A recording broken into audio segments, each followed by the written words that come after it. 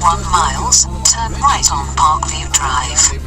But you can call me Whit, and this is Odyssey. Hey, let's see if this thing works. Hold in! Turn right on Parkview Drive. Needs a little more work, but that's the exciting part, because you never know what you'll discover along the way. Oh, don't take my word for it, though. You can find out for yourself when you come along on today's adventures. Recalculating. Drive 0.3 miles, then turn left on Meredith Drive.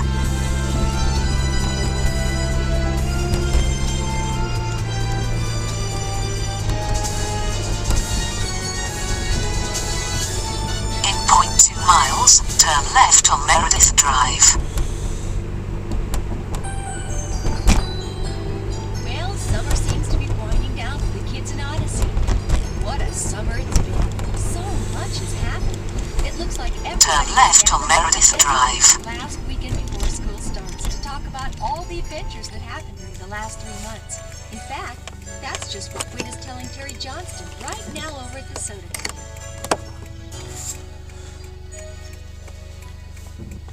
Yeah, it's been quite a summer. We had a tornado outside of town that smashed the front window. Then came BBS, then Lewis on his scheduling disaster. Continue 0.4 miles, then turn right on Northwest 86th Street. Although Brad and Sherman are still on Odyssey Radio. Sounds like you had a lot of fun, all right. Yeah, the vacation was camping and solving mysteries. Seems like there's been one adventure right after another. I guess you've all had an exciting time. You know, Terry, you're one of the few kids I haven't seen around this summer. I mean, you didn't go to camp or BBS. In fact, this is the first time I've seen you or your dad in here since, well, I don't know when. Yeah, I know. Well, what have you been doing for the past 3 months? Not much of anything. Just hanging out. Turn right on Northwest 86th Street. This has been a terrible summer. Just terrible. What? Why? My dad hasn't wanted to go anywhere or do anything. The only thing we've done all summer is to go to libraries to watch travel films and animal documentaries. He's been that way ever since my mom... We only stopped in here because we wanted to get something to drink before the film tonight. Well, I'm sorry, Terry. I shouldn't have gone on the way you did. That's all right. If I can't have any adventures of my own, at least I can hear about other people's. It's just not fair, Mr. Whittaker. I mean, when my mom was alive, I couldn't have any fun with my dad because he was always on the road with his job. Now he's around, but I still can't have any fun with him because he doesn't want to do anything. Well, people have to handle grief in their own way, Terry. I know. That's why I don't talk to him about it. Talk to me about what? Nothing. Oh. Well, you ready to go, son? Yeah, I guess so. George, I'm glad you and Terry stopped by this evening. It's changed quite a bit since we were last in. Yeah, we keep building and adding to it. In fact, I was just about to apologize for the mess. All these bags of trash laying around. Connie didn't come in today, and I haven't had a chance to take it out. Well, here, we'll take some out on our way to the car.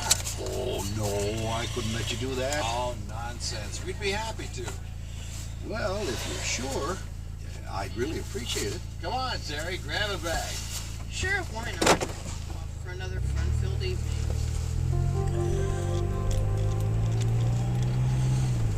The bins must be inside this fence. We just opened the gate. What? So, Gaspar, once again. Dad? Just stay calm, Terry. Sir, I think you have the wrong man. Both know I don't. I told you I'd hunt you down. Did you really think you could hide from me in this small town, Gaspar?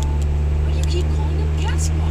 His name is George. George Johnson. Terry! George Johnston.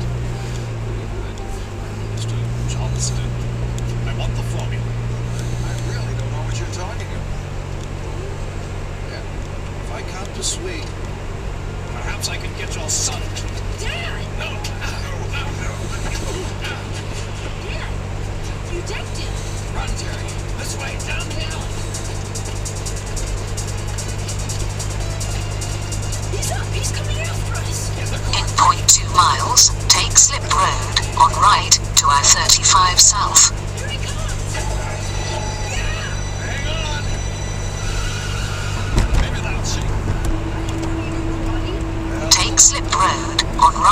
to I-35 south. You're a shoe salesman. Why'd you do? Sell them the wrong size or something? I'm afraid it's a little more complicated than that. He kept calling you Cat Spot. Until now, that's the only name he's known me by. Why? Because we don't use real names in the CIA. The CIA? Hold on tight, Terry. Our friend is in the car behind us. You're a spy? Well, not exactly. I work for the government, just like the mailman. Yeah, but this is a little bit different than delivering letters. Quick, get out here. Train station? Are we gonna take a trip? We have to get into a crowd. At the train station? Drive 5.5 miles, then take Slip Road on right to I-80 west.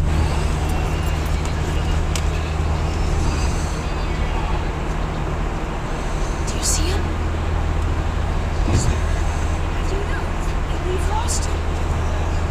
Track him down to Odyssey's. I don't have to lose him at the train station. Does he always wear black clothes in the summer? Summer, winter, always. It's his trade. Come on, over this way. What's this formula he's after? I'm afraid there are some things I just can't tell you. Just believe me when I say that it's very important to this nation's security. Wow. I can't believe this. I mean, you're just my dad. How can you know something vital to national security? Well, son, somebody has to. There he is! Come on! Which way? Outside! Through those doors! Now what? Across the tracks! Behind that train! I think we've lost him. Don't count on it! Quick! Up in this boxcar! Help me close the door! Here he comes! Shh! Nothing saw us.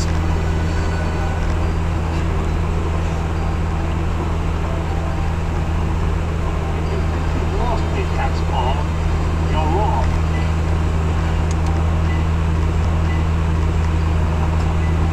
Phew, he's going away. Yes. Why? We're still not safe. Come on, let's get out of here. Whoa! Moving. Come on! We've got to get the door open. Stuck! What do we do now? Well, I guess we just sit back and enjoy the ride.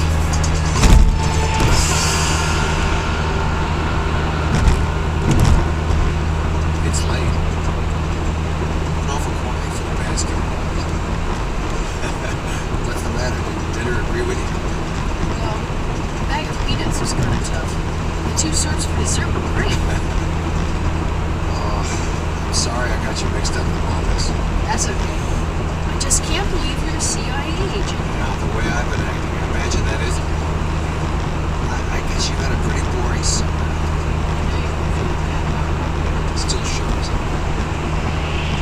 I'm sorry, Tim.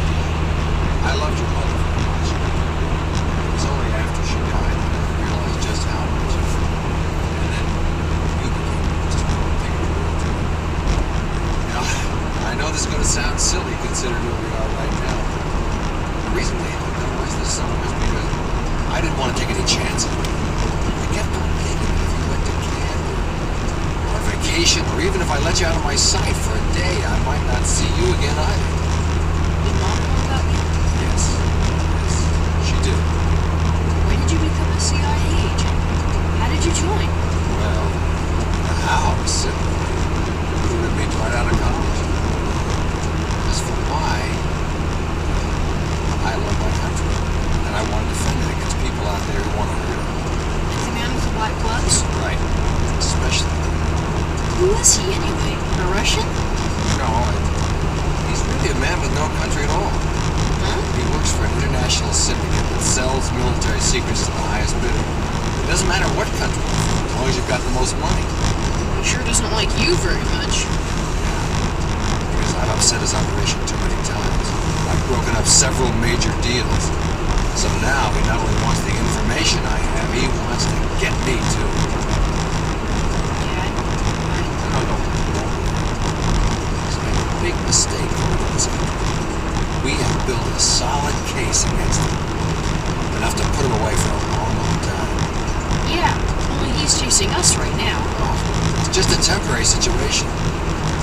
Hey, we're stopping. Must be the end of the line. wonder where we are. There's a hole in the side of the car. Let's see. I just saw a sign that said Manhattan Train Yard. We stopped. Manhattan? That's in New York.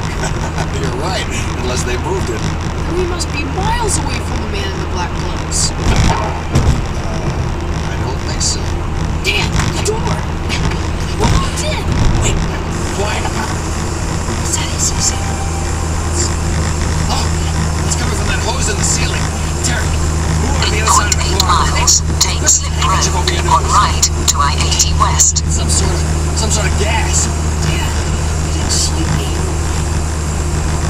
Terry, try not to breathe. Gas is Dan? Dad. Are Terry and his father alright? We'll find out. Our adventure in Odyssey continues right after this.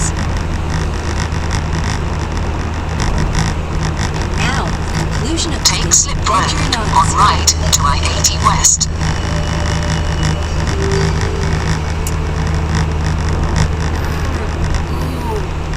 Dad? I'm here, son. Oh, my head. Sleeping gas always gives me a headache, too. Sleeping gas? Yeah.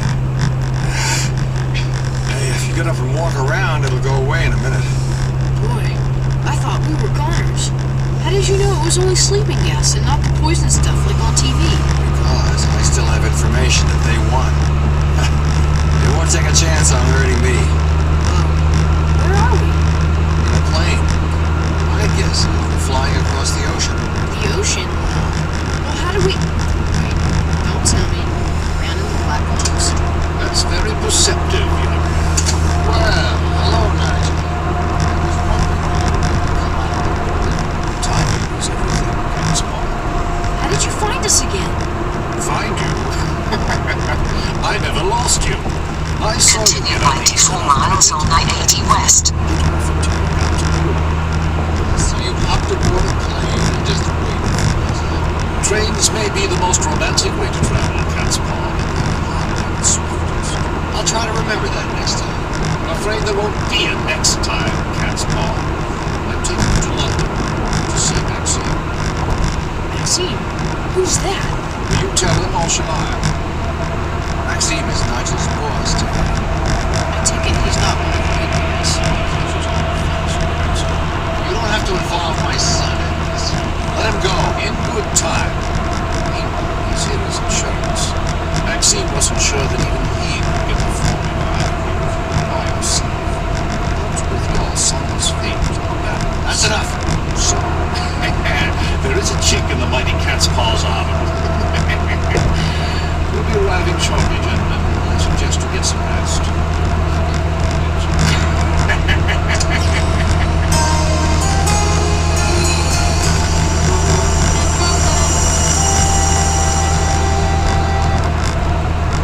Top floor, ladies' shoes, handbags, and national spies. Well, I see you've gathered all your clothes together. Hiya, boys. Quiet. It goes right into someone's living room. Yes, unfortunately, you have to have a key to operate it.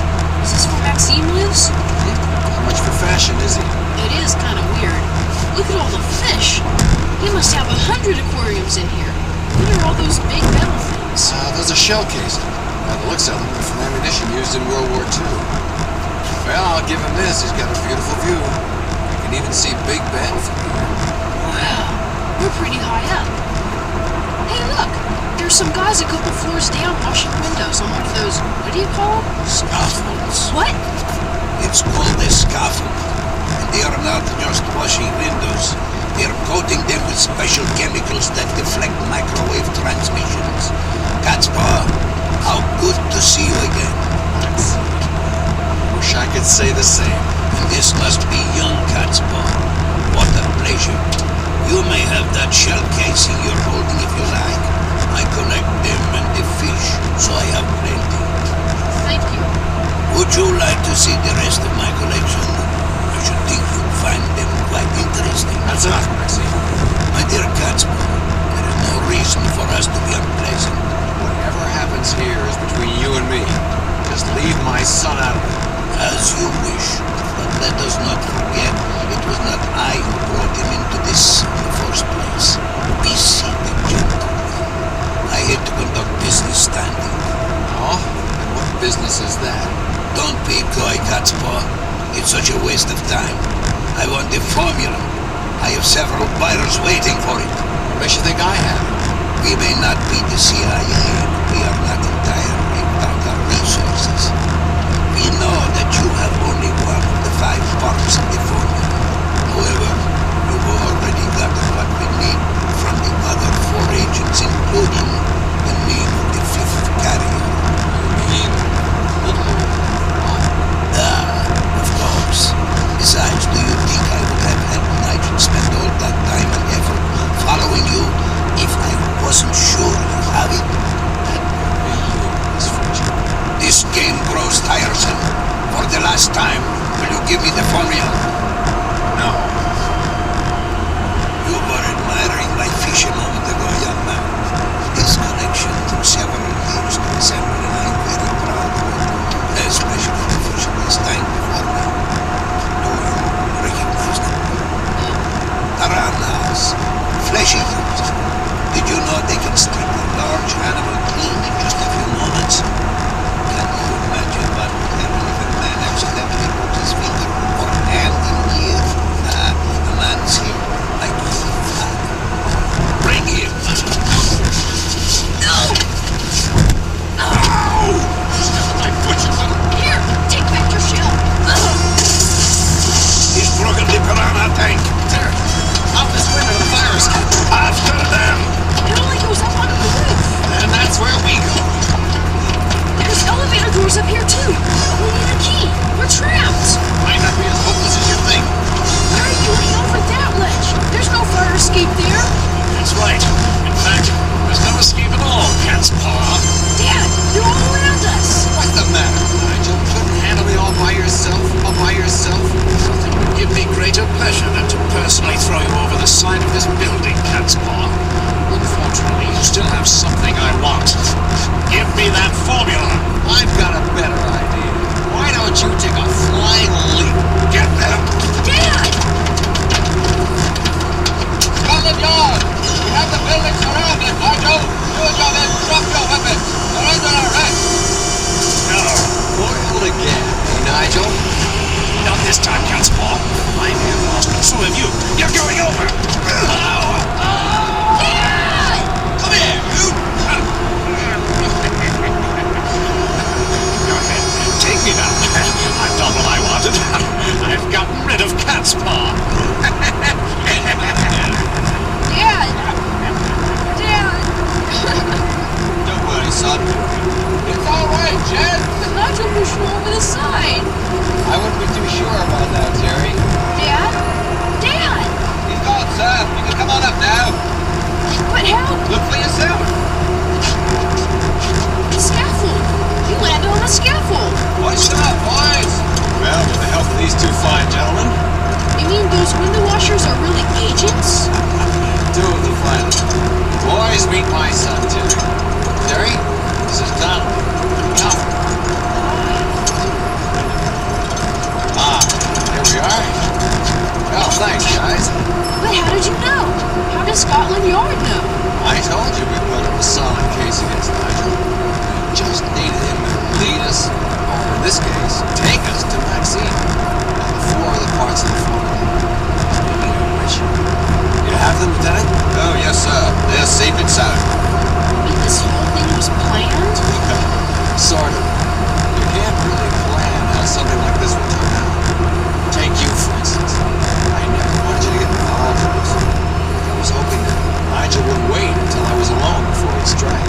Well, he did exactly what you thought he'd do up here, though, didn't he? Well, some things are easy to predict. Wait a minute. You wanted him to push you off the roof? Why? Because I'm retired. Really?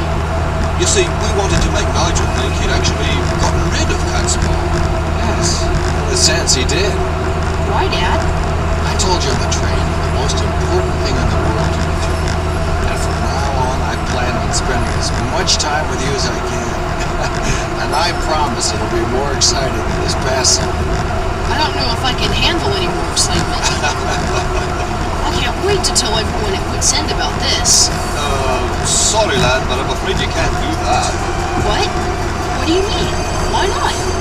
It's one of the hazards of getting involved with the CIA. So what you know now is secret. You mean I just had the greatest adventure of the summer and I can't tell anybody about it? I'm sorry, sir. Oh, no! Wow, that was some adventure. But you know, although it was just a story, the fact is that sometimes people just aren't what they seem. They may have secrets that can hurt our country, like Maxine. Or they may know secrets that can protect us, like Terry's dad. But even if there are a lot of things going on around us that we don't know about, we still shouldn't be afraid. Why? Because God knows about all those things, even if we don't. And what's even more important, He's using all of it to work His perfect will. Like it says in Romans 8:28, God works in all things for the good of those who love Him, and who are called according to His purpose. Adventures in Odyssey is a production of Focus on the Family. All stories are written and directed by Paul McCusker and Phil Nolan. Our production engineers are Bob Luttrell and Dave Arnold. Our producer is Steve Harris, and our executive producer, Chuck Bolton. And I'm Chris, hoping you'll join us again for another adventure in Odyssey.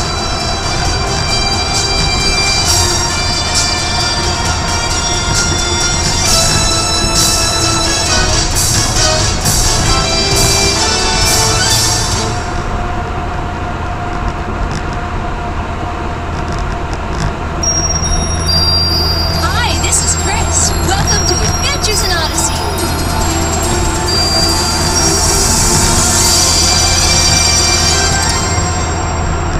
Oh, hi there. Welcome to Odyssey. I'm John Avery, but most folks around here call me Wit. Why don't you get the whole family together and join us for another exciting adventure in Odyssey? So did you hear about the kid who died last night? What? It's awful. What happened? Hindenburg. That name sounds familiar. Oh yeah, I've seen him around. Listen to this. G. Martin had too many pretzels and he threw up in the pool.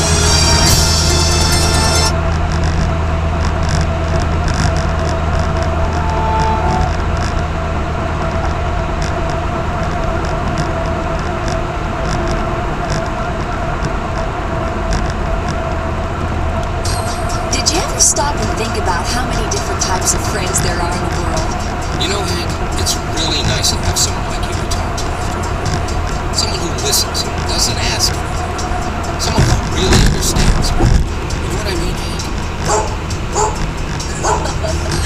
Friends are one thing everybody wants to have. But what is it that makes someone a good friend? And more important, how do you know if you're being a good friend yourself?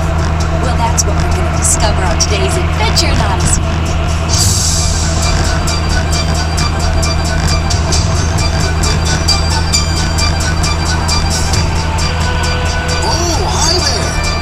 Just working on one of my inventions here. I'm John Avery Whittaker, but you can call me Whit. And this is Odyssey. Hey, let's see if this thing works.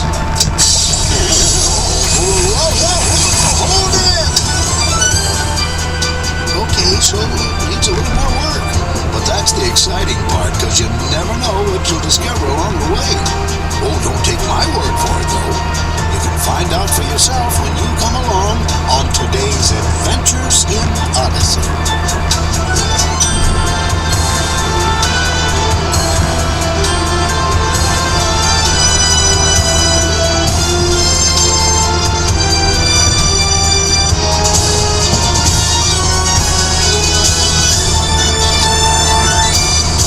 Hi, I'm Chris, and I'm glad you could join me on another visit to Odyssey. Today, we'll introduce you to a really funny guy named Craig, who thinks that all it takes to make good friends is good jokes.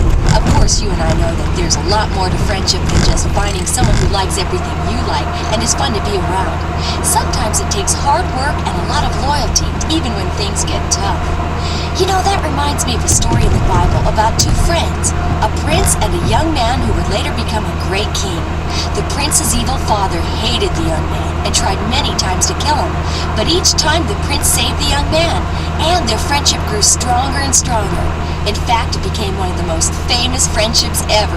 Have any guesses who these two young men were? If not, here's a hint. Try looking in the Old Testament. Maybe it would help if you had your Bible handy. Anyway, I'll give you the answer and tell you the rest of the story later on. In the meantime, we're going to hear some really funny jokes and learn the secret of making lasting friendships when we come back to Adventures in Odyssey right after this.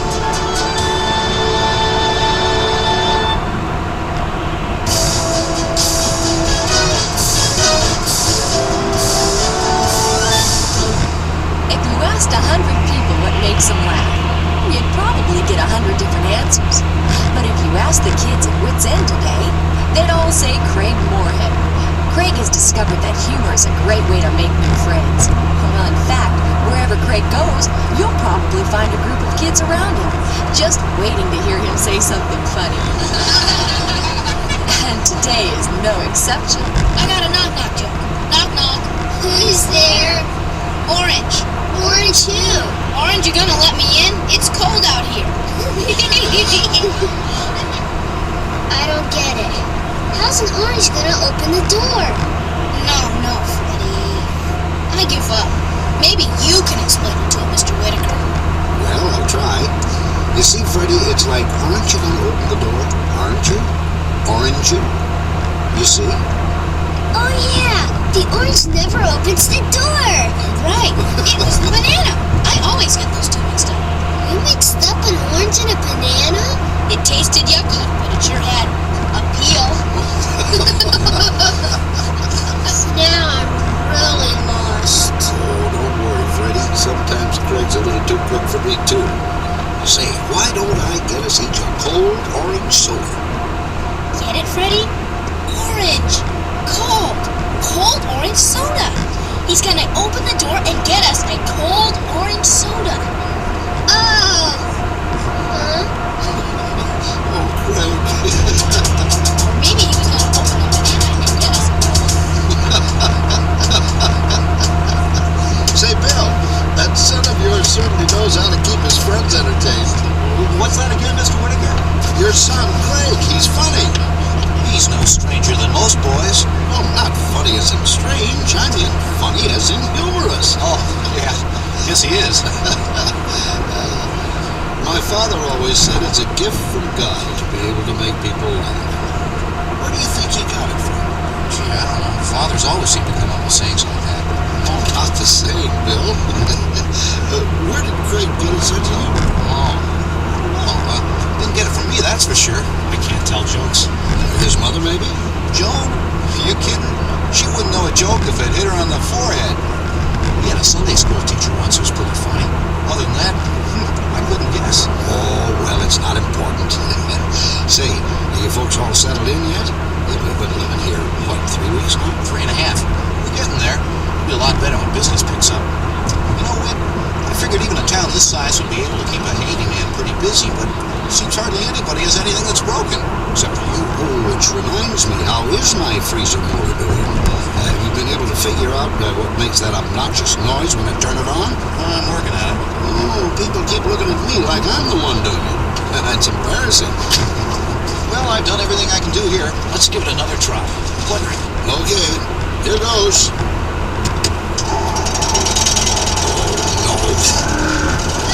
Same song, second verse. Yeah, well, I've got to take it out and work on it again in my shop. Do you have someplace else to store all this ice cream? Well, as a matter of fact, no. What are you going to do? You don't want it to melt? Well, ladies and gentlemen, second helpings are on the house. So are thirds and fourths.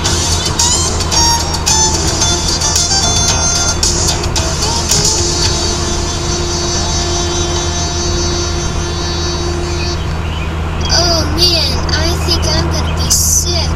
I'm still full. I think my belly button just popped out. Yep, there it is. My baby turned into an Audi. Whit warned us not to eat too much. I never want to see an ice cream cone for the rest of my life. That's alright, Freddy. They never want to see you again either. You think you're pretty funny, don't you, Craig? You've always got a wisecrack. Everybody needs a hobby. Not everyone thinks you're so funny. Some of the kids think your jokes are stupid. Who cares about the jokes? I give the public what they You want me to shut up? Is that what you said? You want me to shut up? Okay, I'll shut up. You want to hear another peep out of me? I wouldn't dream of talking on and on. Shut up! You got it, Chief. What's the matter with you, Freddy? He's just having fun. I don't feel good. Just leave me alone, okay? I've got a lot on my mind. Looks like here to me. Barbara could help you with that. What's bugging you? Your parents been fighting again? No. Yeah, well, sort of. Sort of fighting? What does that mean? They tie their hands behind their backs? No. They arm wrestle on the dining room table? No. They're getting a divorce, alright? My dad's gonna move out this weekend. Go ahead, make a joke about that, funny boy. I'm going home. Wait a minute, Freddy. Don't go. Come on. Craig didn't mean it. Nice going, Craig. I didn't know.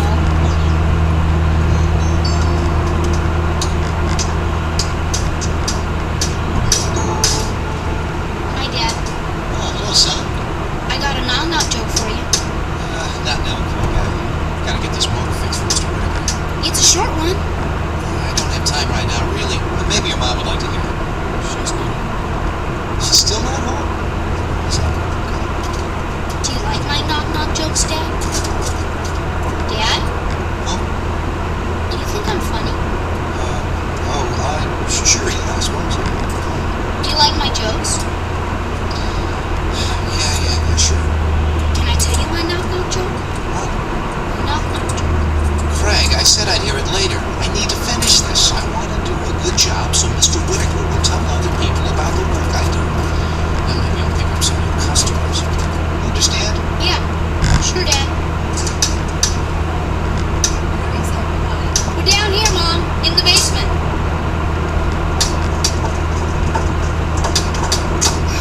You're still working down here. Figures. Exhausted. I have a new knock-knock joke, Mom. You could get some rest if you'd stay home once in a while. Where have you been? I went into town. What for? Look for a job. Why did you do that? Hey, Mom, you want to hear my new joke? We do have bills to pay now. Of course I know, but you don't have to get a job. You have plenty of money. Mom, till our savings run out. Then what are we going to live on? The money you get for fixing a freezer motor? It's really funny, honest. Listen to my knock-knock joke, Mom. Look, we've been through all this before. I thought it was settled. Are you ready? Settle for you, baby. Here it goes. You gave him a good job in Columbus and dragged us clear out here, just so you could have your own business and be your own boss. Mom, Dad, knock, knock. Yeah, so I could spend more time at home. At home, in the basement, working. Face it, this isn't going to work. Knock, knock. Bill, I'm just not happy here. I miss my friends, our old house, everything. Good grief, John. It's only been 3 weeks. Give it a chance. Please don't fight. It's been 3.5 weeks, and I don't want to give it a chance, understand? Well, I'm sorry. What do you want to do, leave? No! Yes! I want to go home! Fine. I'll put the house up for sale tomorrow. Better yet, forget the house. Forget everything. We'll just pack up the car and go. Stop it! Stop it! I don't want you to fight and I don't want to leave! Craig? Son, come back here.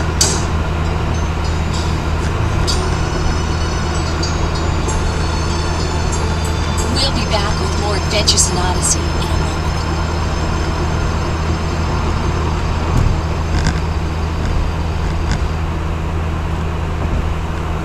And now, the conclusion of today's adventure in Odyssey.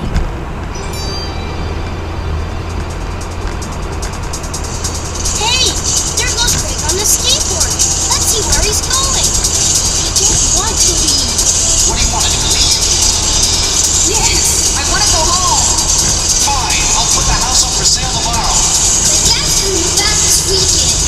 Go ahead, make a joke about that, funny boy. Better yet, forget the house. Forget everything. We'll just pack up the car and go. Stop it!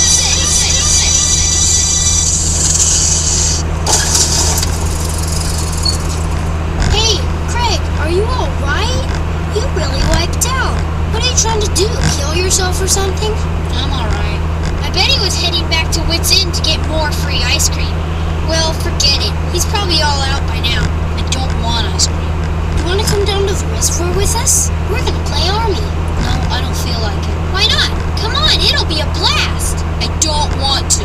What's the matter with you, anyways? My parents had a big fight, and it's just big deal. My parents fight all the time. Yeah, but my mom wants to move back to Columbus, and I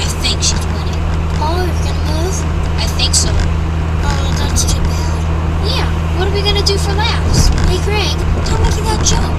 You know, the one about the duck. I tried to tell him, but you do it better. I don't feel very funny right now, okay? Why don't you tell me a joke? Get real, Greg. The jokes are your department. Come on, tell him. Wait till you hear this, Mickey. It's great. Go on, tell him the joke. I don't want to tell him the joke. That's the only reason you guys want me around, to make you happy. Who's gonna make me happy? Back off, Greg. You don't have to do anything for us. Let's go, you guys. I don't get it. You should have heard him this morning. Anyway, everything's... Okay, just go. Who needs you anyway?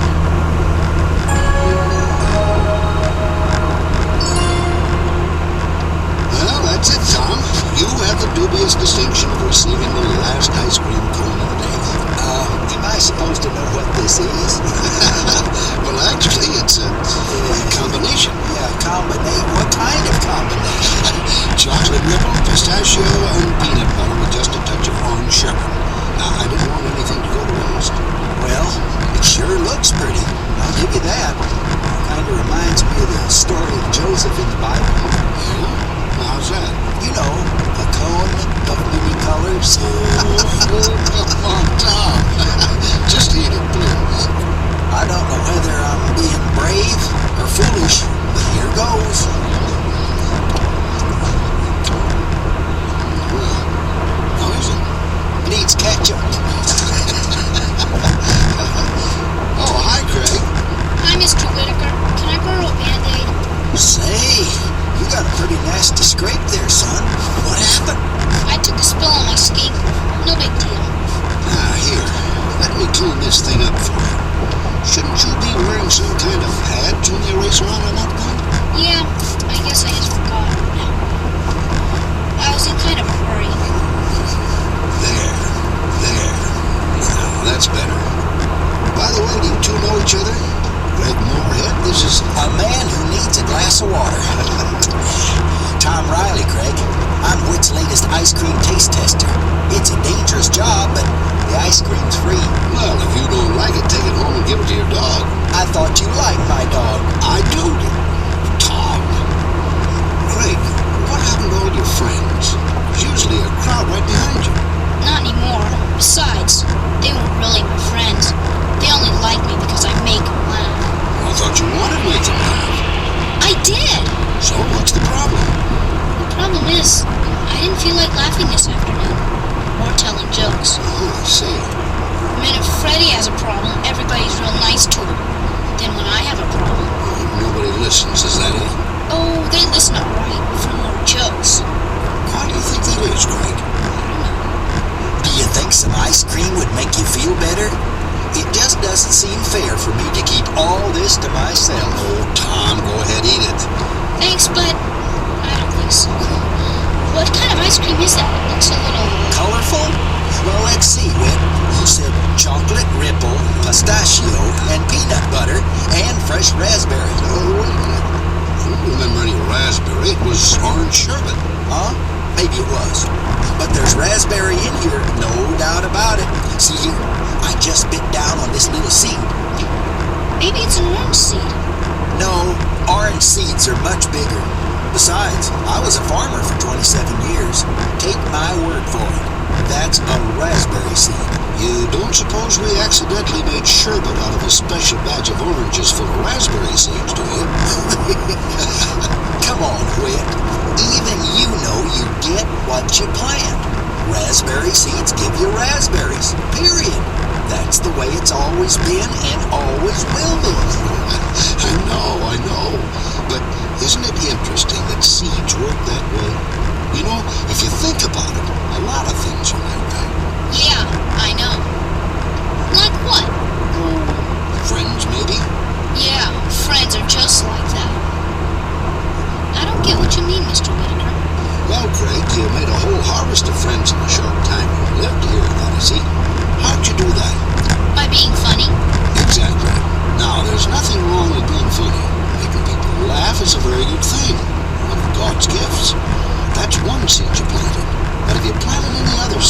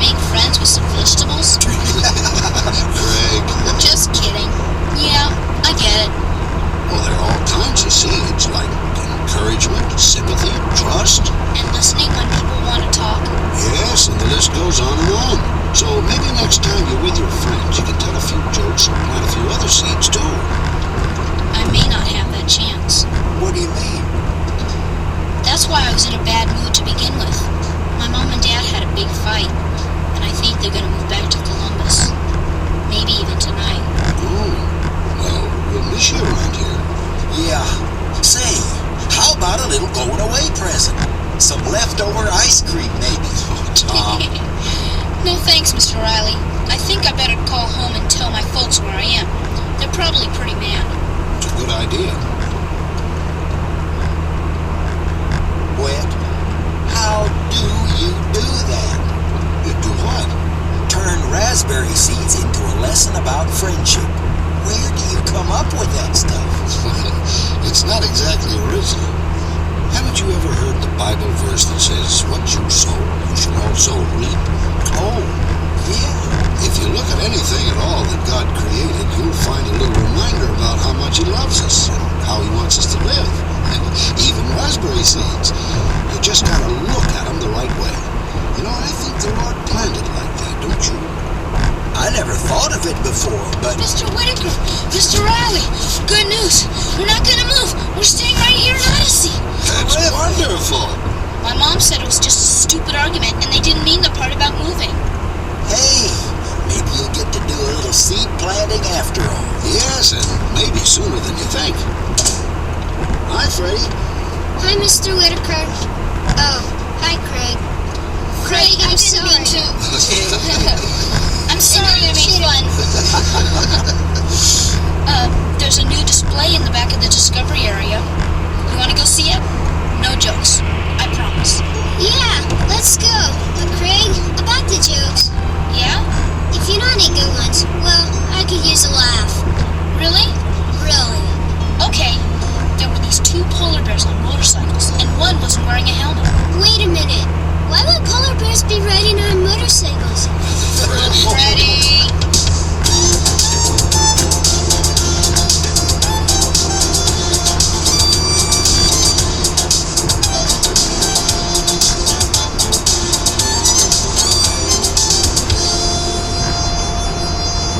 I think Craig and Freddie are going to be great friends from now on, don't you? Who knows, they might even become as good of friends as the prince and the young man we talked about at the beginning of the program. Have you figured out who they were yet? Well, you can find the answer in the 20th chapter of 1 Samuel. There you'll read about the friendship of Prince Jonathan and a shepherd boy who would later become one of the greatest kings in history. His name was David. Jonathan and David knew the secret of making a lasting friendship. The Bible says they loved each other so much they both promised to die for each other. In fact, when Jonathan's father, the evil King Saul, tried to kill David, Jonathan protected him, even though the prince knew that David would one day take his place as king of Israel. Now that's a good friend.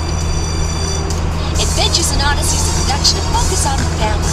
Today's episode was written by Paul McCusker and directed by Steve Harris and Phil Lawler. Our production engineer was Bob Luttrell.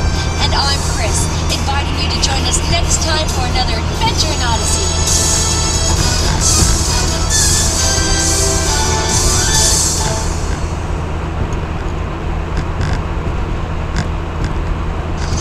Hi, I'm Chris. You're about to travel to a place of wonder, excitement, and discovery.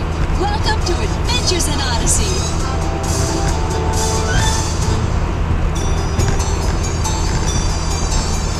Well, it looks like Whit is tinkering around with his favorite invention again. I wonder what he's doing to the imagination station now. Let's get closer.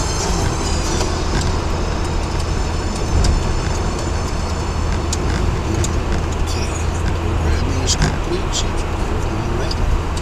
Now to set the date. Hi, Mr. Whitaker. Oh, hi there, Jimmy. What you doing? I'm making a few adjustments on the old imagination station here. Adjustments? Is it broken? No, nothing like that. I'm just doing a little programming. That's all. I want to make sure this new remote control is working.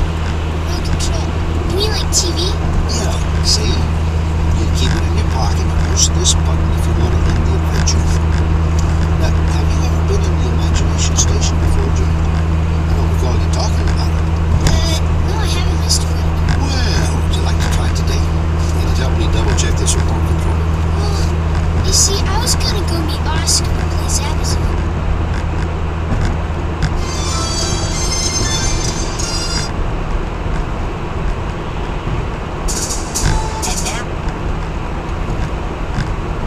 And now the conclusion of Jimmy's adventure with Avery.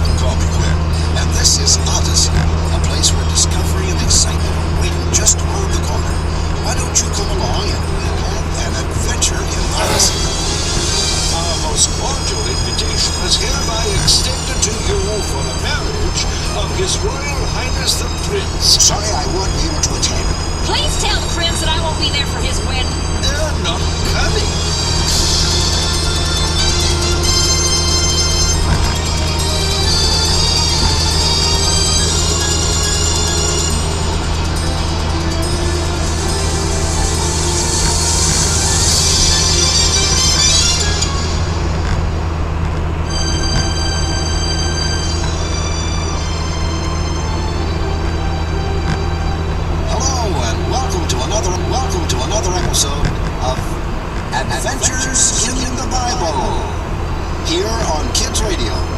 I'm your host, John Avery Whitaker, and I want to start off today with this letter.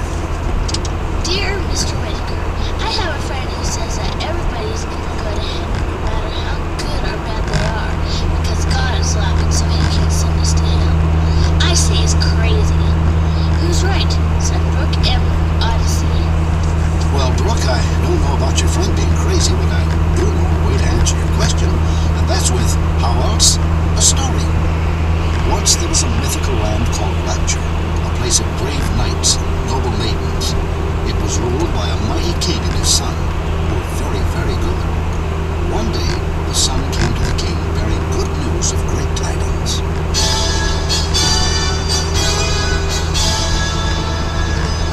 His Royal Majesty, Prince of Rapture. Greetings, my son. My father and my king. Rise, my boy, rise. Come and sit next to me. I can't, father, for what I'm about to ask. I must stand. Oh, that sounds important. Oh, it is most important. Oh, well then, let's not waste another moment. Tell your own father what's on your mind. My lord, I have found a bride I wish to marry. I knew it, I knew it. Oh, wonderful, my boy. The Duke's daughter is getting quite a catch. Well, sir, it isn't the Duke's daughter. It isn't? No, sir. Well, now, don't tell me. Is it the knight's niece? No. In the Count's quarter? No. Not the Viceroy's vestry? No, my king. Good. Well, then, who is this girl? She's a commoner, father. Yes, sir. Well, my boy, this is most irregular. I mean, a commoner, I don't know. This is unusual. Some won't like or accept her, but I love her. That you just think you do. No, sir. I do love her. Father, I would gladly lay down my life. Would you? With all my heart. Will you give us your blessing? Of course I will, my son, with all my heart. Thank you, Father. Where is the royal scribe? A royal scribe?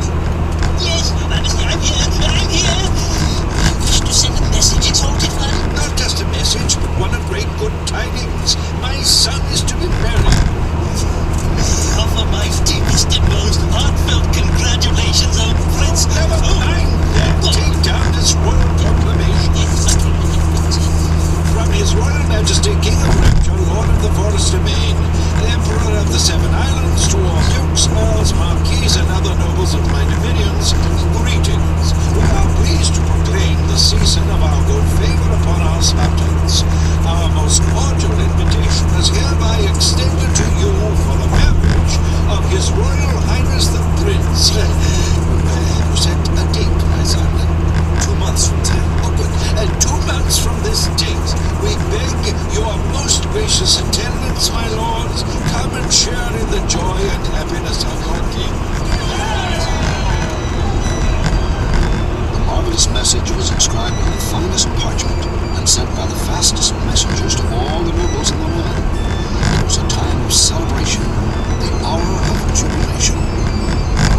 Well, several weeks passed, and the king and his son finally received a response from the nobles. My dearest king, so nice to hear from you. Sorry I won't be able to attend. Yours, the Duke of Terror. Please tell the prince that I won't be there for his wedding, but that I'm very happy for him and for you as well. The Countess of Bovine. Lord, no weddings. I'm afraid I can't come to your sons. Awfully busy this time of year for me. Maybe we can get together some other time when I'm not so busy. The Marquis of Bedford. They're not coming. Not a one. But that makes no sense. Why would anyone refuse to attend the celebration? The reason is clear. They wish to insult you, my son. No, I cannot believe they would do such a Then thing. how do you account for this? Perhaps they didn't understand the written invitation. It was very formal. Perhaps it was so formal they failed to grasp its meaning. Then I shall send my troops to teach them its meaning. No, my father, not troops. This is a time of rejoicing. Show them your grace. Extend to them another invitation. This time, one they're sure to understand. Oh, you are wise, my son. Very well. Benai, Jeriel. Yes, O gracious lord. What is my bidding, O my master? You are my most trusted servants who will travel to the nobles throughout my kingdom and extend to them my personal invitation to my son's wedding.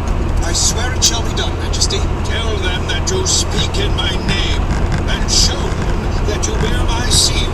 Impress upon them their king's urgent and earnest desire that they attend the prince's wedding. Upon your shoulders I place this burden. We shall carry out your wishes, my liege, or die.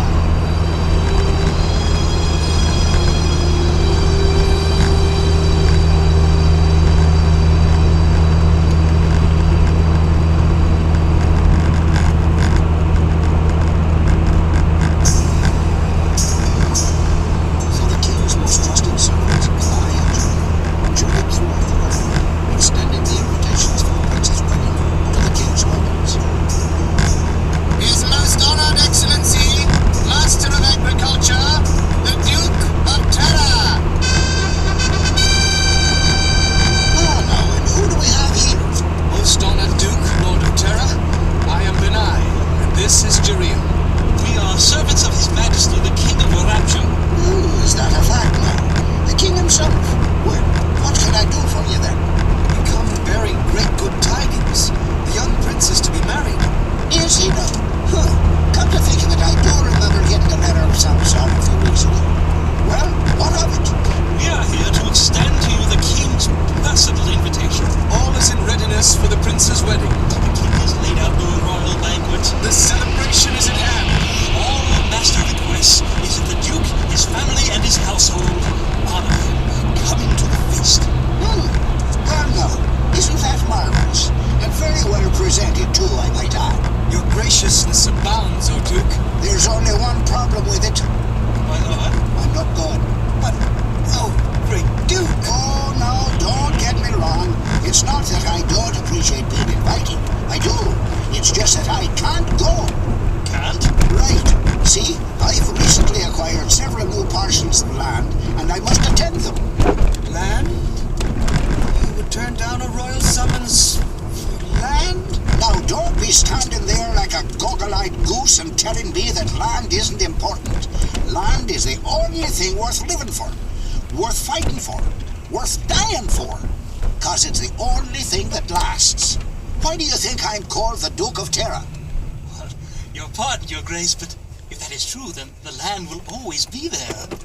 Our master's invitation will not. Would it not be prudent, greatness, to place things in their proper priority and attend the prince's wedding? Proper priority? Terra Sioux? Well, no, my lord. We merely were trying Take to... these vermin out to the yard and have them flogged. Flogged? Great Duke, we are the personal messengers of His Majesty the King of Rapture. Then he should teach you better manners. We come bearing his seal. And you shall return bearing me stripes. Flog them out of here immediately. Please. That's me. No, flog me.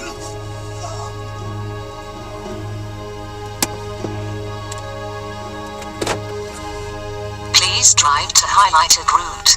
Benai and Jareel, servants of His Highness the King. Gentlemen, may I present Her Greatness, Supreme Authority on Animal Husbandry, the Countess of Bovine. Where is she? Behind the ox. Most kind Countess. Just a minute, boys. Old Bessie here has a stubborn stone in her hoof, and I'm just about to dig it out. There. Forgive me, ma'am, but do you always keep Continue cattle in your 52 miles on former home? I-80 West. Where else would I keep? The barn? Barn? What do you think they are? Animals? Because I just picked up this pair of oxes. What do you think of them? They are mighty beasts, great Countess. Yeah, I think so too. I was just giving the once over when I found the stone.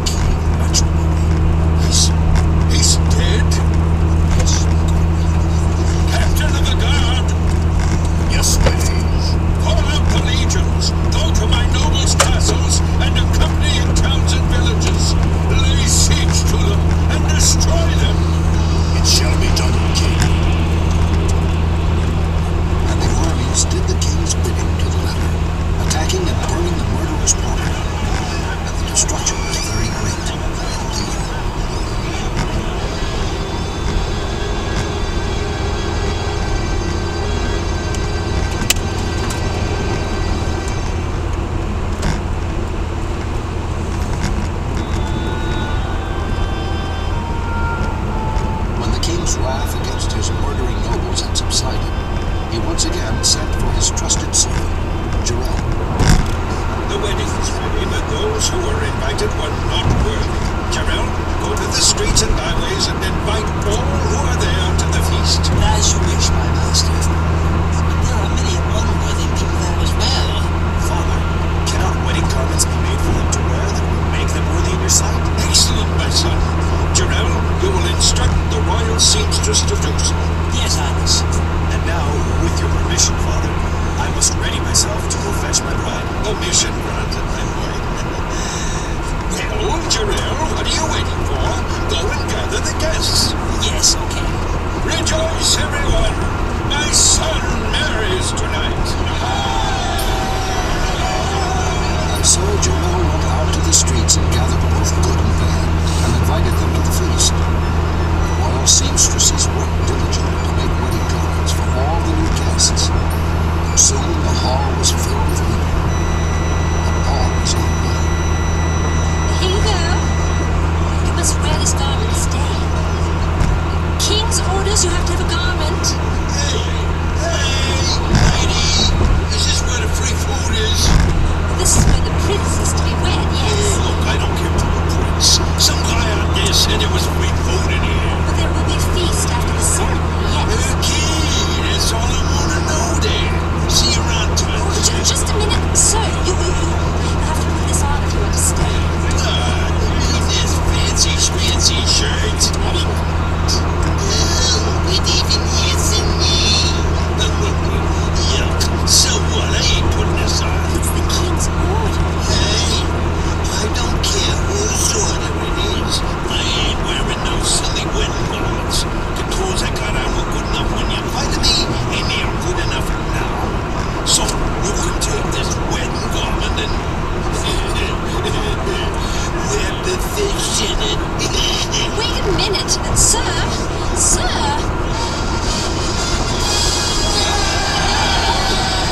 Prince. Good people, my bride and I thank you for your attendance at our wedding. Captain of the guard, summon my father. Let the ceremony begin.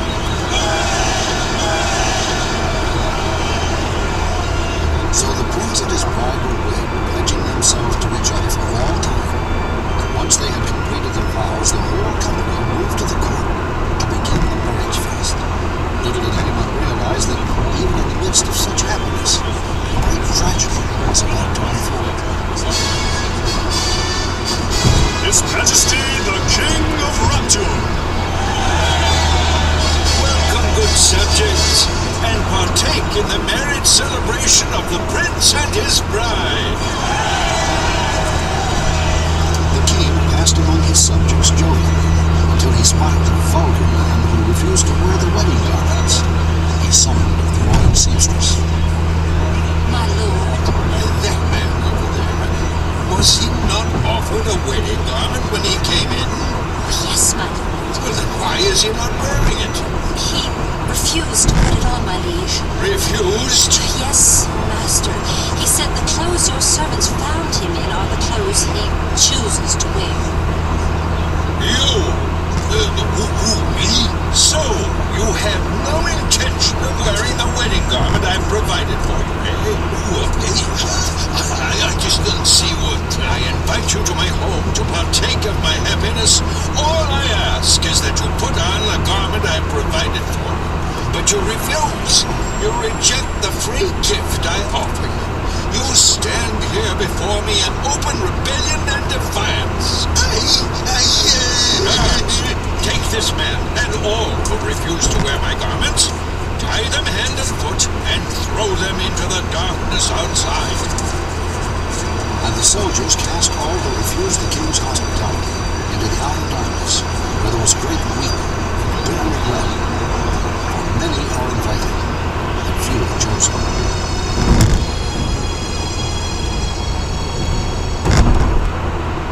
Brooke, I hope this story helps answer your question. God doesn't stop us from going to heaven. We stop ourselves by rejecting Him and His Son Jesus. God gives us chance after chance to come to Him, just like the king in the story did for the nobles, and the man who wouldn't wear the wedding clothes. So, Brooke, your friend is wrong. God can and will punish those who do not accept his Son. And this isn't just my opinion.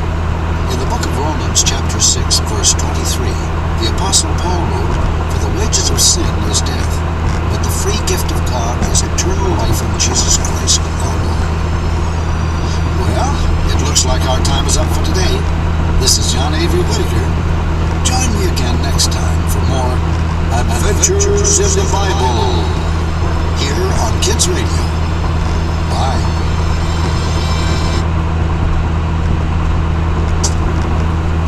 Well, what? The pastor's sermon this morning. What about it? Well, he gave us a challenge. What did you think? Well, I thought it was interesting. I didn't think a sermon about sacrifice could be so, well, Interesting? Interesting. I couldn't figure out what he was talking about. Sacrifices, lambs, goats, giving up for Lent. What were you doing? Drawing on the backs of the envelopes again? No, I just didn't get it. Huh? Well, you want to explain it to him, Donna? Me? Oh, the pastor said we should be willing to sacrifice things in our life to God. Right? What were you doing? Writing notes to Jesse again? No, you were talking about that dumb soap opera. Young stomachs turning, young hearts turning, and we won. They think Kyle is going to ask Jamie to marry him because he broke up with Monica. It was Heather, and what do you know about it anyway? It's all you ever talk about. It is not. maybe we should rethink our policy about soap operas, George. Well, we may not have to. See, I think the pastor is onto something. The challenge, I mean, to sacrifice something at home. The pastor talked about sacrificing something we consider important to us, giving it up as a tribute to God. I'll give up spinach. Yeah, nice try, Jimmy. But I was thinking of something else, something near and dear to all of us. Pizza? Wrong. So what, George? Television. Television? Hi, I'm Chris. You're about to enter a place of wonder, excitement, and discovery. Welcome to Adventures in Odyssey.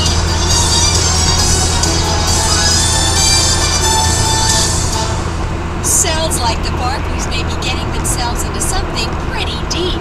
Find out what when our Adventure in Odyssey continues right after this.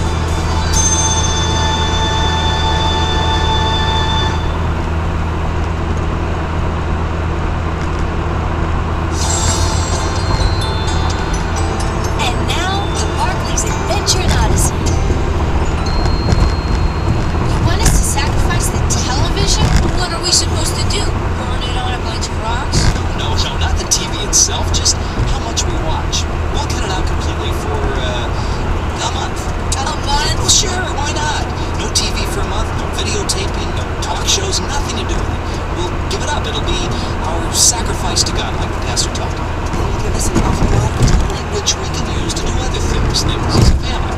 How about it? No TV for a month, okay? No young heads turning for a whole month. That'll be great. Go ahead and laugh. It also means no Rick Ransom Private Eye or Zapazoids either. Now wait a minute. Zapazoids isn't a TV program. Yes, but you play it on TV. If it has to do with the television, we stay away from it for a month, okay? It'll be healthy for us. I told you we were in trouble.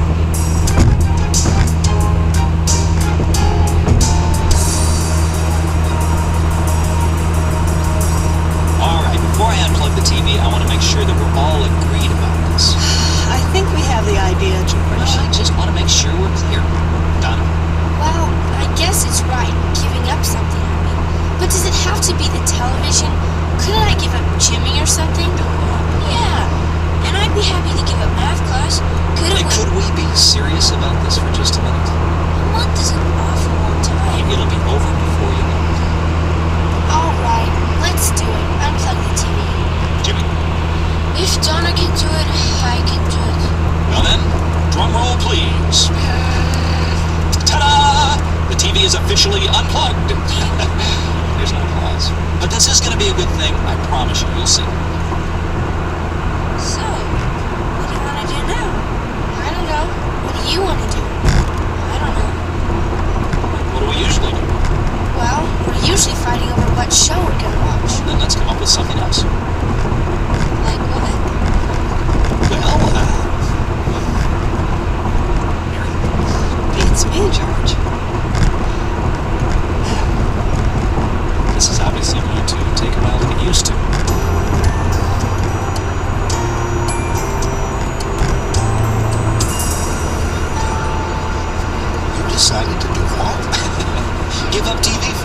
as a sacrifice. Ah, pastor's sermon yesterday. Right, and I wanted to ask you to, encourage Jimmy and Don about it since you see him a lot. We've never done anything like this before, and I have a feeling it won't be easy. That's pretty good wanted. You know, George, getting rid of the TV leaves a lot of free time. Do you have any alternatives? Well, I've been thinking about that. Oh, and what'd you come up with? Well, my first plan was pretty basic. I decided to leave work a little early. Go straight out. Yeah. And talk to John Whitaker and see if he has any ideas.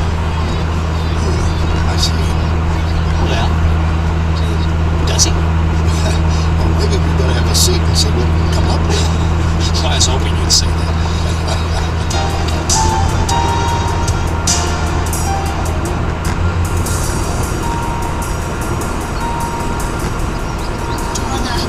Donna, I don't believe it. A whole month? Yeah, I know.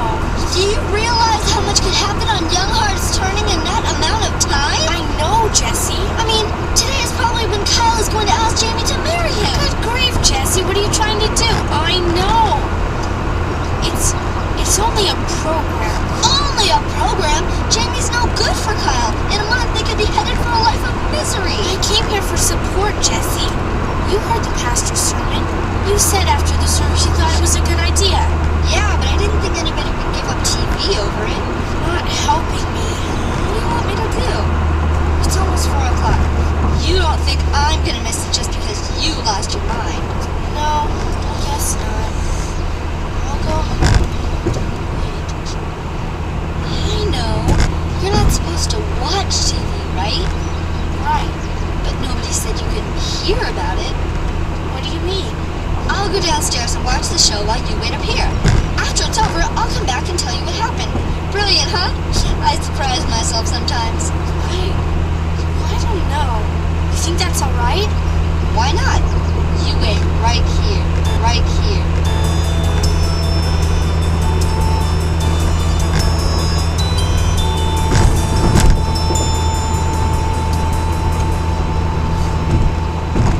Mr. Finneman, Mom asked me to stop by and pick up a dozen large-size eggs. Do you have any? None in the fridge? Nope. All I saw was the small ones. Well, I better get some out of the storeroom. Hey, why don't you have a go at Zapazoids while you wait? Okay. No thanks. You turned down a chance to play Zapazoids? That end of the road is becoming an I'm standing in the middle of the road. Why not? I can't. No money? No TV. We gave it up for a month. You're kidding. What for? Well, it's hard to explain, but Zapazoids was included in the deal because I play it on TV at home. But it isn't on TV here. It's an arcade deal. Yeah, but it's kind of like TV. It's up to you. But I have a hard time picturing you giving up Zapazoids for a month. It's like giving up breathing or having your nostril hairs pulled out. Hey, you're telling me. Nostril hairs? I'll be right back with those eggs.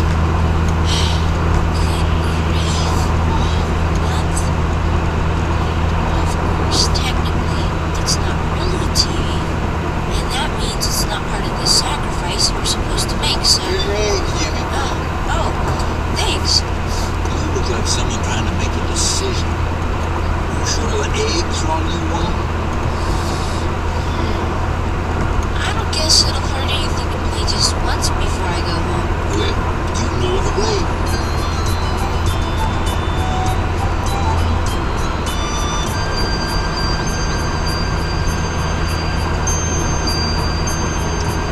Well, Jessie, did you watch it? Did I watch it? Did you ask, did I watch it? Your life is in danger at this very moment, Jessie. What happened? Well, Kyle was just about to ask Jamie to marry him when all of a sudden Derek showed up. Derek, I don't believe it. Believe it. I thought he died last year in a freak yachting accident. He was supposed to, but he got picked up by a Yugoslavian fishing trawler and taken to Europe. I don't believe it.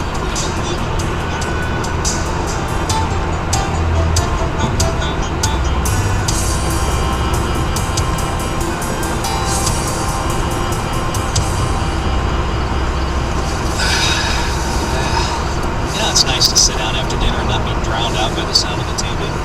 I think we're doing pretty well without it. How long's it been? 2 days, 10 hours, 36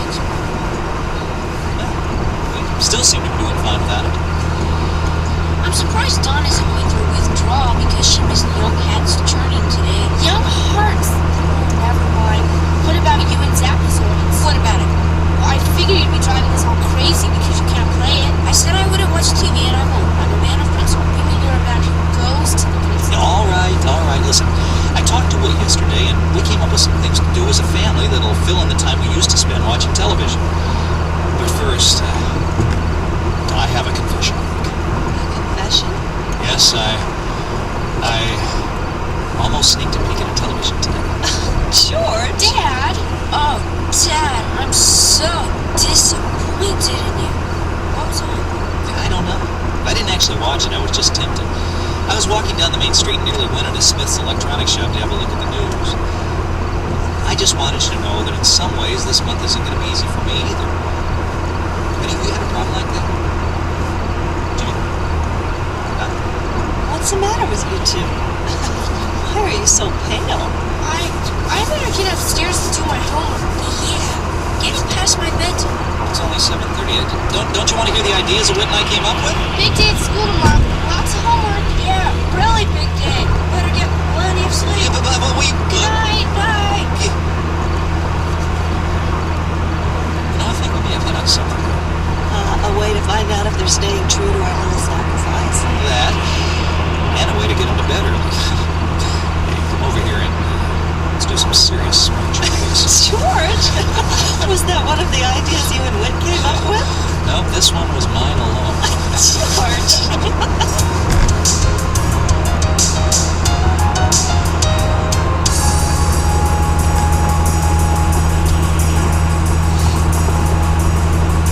Jimmy? Yep. I want to talk to you. Yep. Will you cut it out? I'm serious. Yep. I want to know why you're so anxious to go to bed. I wasn't anxious. You were anxious. I was not. What makes you think I have anything to be anxious about? Your anxiousness makes me think you had something to be anxious about. I don't believe it. You acted awfully anxious for someone who says you didn't have anything to be anxious about. That's because you made me feel anxious by being anxious. If I was anxious, it was because I thought you were anxious about Dad's confession. Like you might have one of your own. I wouldn't be anxious about that because I didn't do anything wrong to make me feel anxious enough to confess it. Well, neither did I. I didn't say you did. Feeling guilty about something? What makes you think I have anything to feel guilty about? Your guiltiness made me think you have something to feel guilty about. You're the one who acted awfully guilty for someone who says you don't have anything to be guilty about. I did not. We said we wouldn't watch TV, and I haven't. Neither have I. And there's no reason to feel anxious or guilty. Right. Right. So did you come in to play word games, or did you really want something? No, nothing. Good night. Good night. Now I'm anxious. We'll hear more of today's adventure in Odyssey right after this.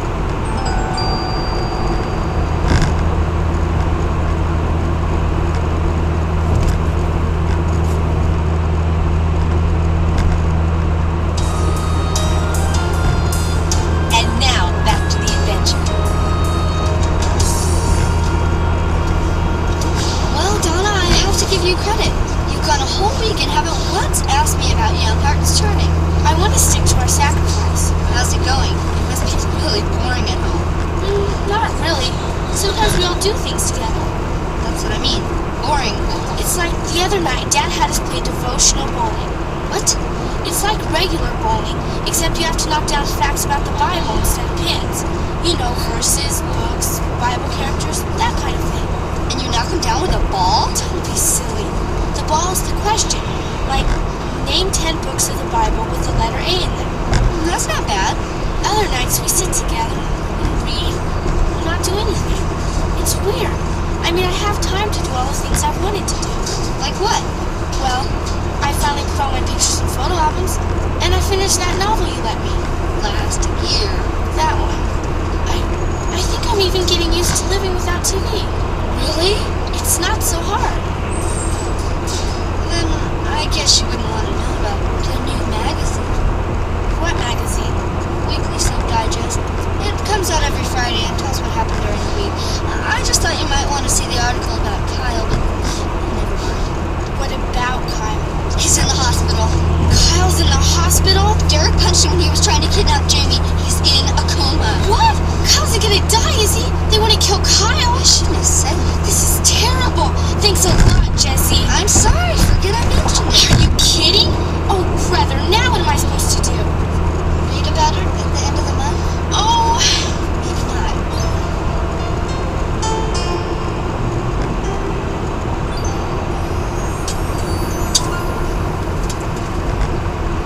Hello, Joe. What's cooking? I got my inventory lists mixed up, ran out of chocolate syrup. Any chance you have a case I can buy? I'm sure we can find some in the back. Let's go have a look. Good, thanks.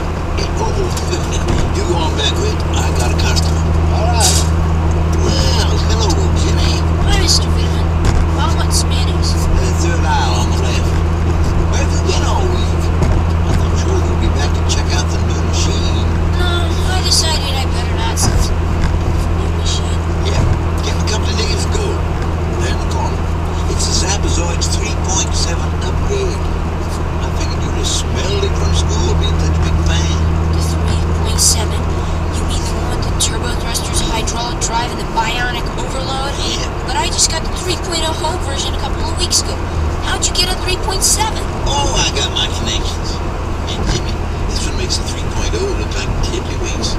They didn't even raise the price. Oh, man. Oh, but I can't. We gave up TV. So you said. Well, it's up to you.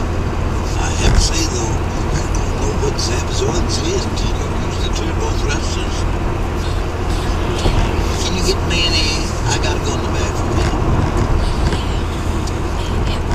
Just to take a look at it. Suit yourself. Turbo thrusters. Hydraulic drive. Ionic overload. Good grief. How can I wait a whole month? Maybe just one. What can I hurt? What can I hurt?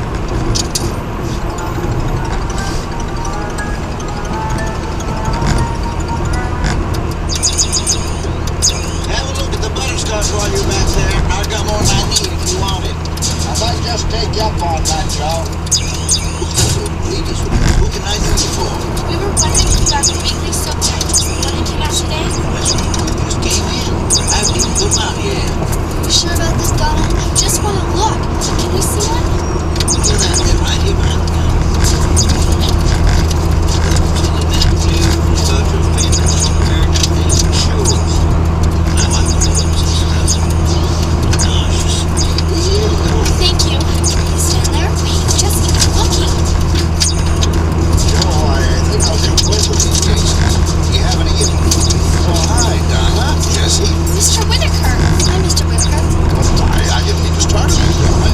Is everything all right? Everything's just fine. She's just worried about Kyle, that's all. Jesse. Kyle who? On Young Hearts Turning. Jesse? What? This is terrific, Mr. Whitaker. These turbo thrusters are... Donna! Mr. Whitaker! You forgot me, Jimmy. Jesse! Thank you. Jimmy, you were playing Zapazoids. Was I? Well, what do you know? Good thing it's not on TV, huh? And, what are you doing here? I just stopped by to... It's none of your business. What's that behind your back? Nothing. Just a magazine. Nothing important. I don't mean to inconvenience you, Donna. But if you're going to keep twisting the magazine up that way, you got to pay for it. Oh, sorry. Weekly Soap Digest? Donna! You wouldn't be checking up on young hunks twirling, would you? If you can play Zapazoids, I can read a magazine. It's not TV. I wasn't complaining. Neither am I. Then why are you acting so guilty? I'm not acting guilty.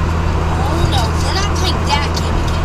We said we wouldn't watch TV and we weren't watching TV. At least I wasn't. It's an arcade game, not a TV. It has a TV screen. So does your magazine right there in the logo next to that bar of soap. I mean a plug-in kind of machine with a screen on it. Well, your magazine, you're reading about it. It is a can jump in any time. He said it about I'm not sure I want to. No, Dad. Donna. Yeah, it's Jimmy. Does all this have to do with your vow not to watch TV for a while? I think. You want to go over to Wits End and talk about this? I will if Jimmy will. If Donna goes with me. Does that include me too? Want to go, Jesse? No, not really. I think I'll go home and watch Young Hearts Turning. It's not anything, Jezebel.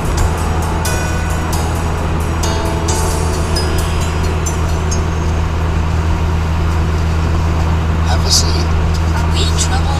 Not at all. Your dad asked me to encourage you, and that's just what I have to do. Encourage us? I'm going to encourage you to go home and talk to your mom and dad about what just happened. I knew you were going to say that. It's not like I was watching TV and I was only reading about it. Whoa. You don't have to explain anything to me.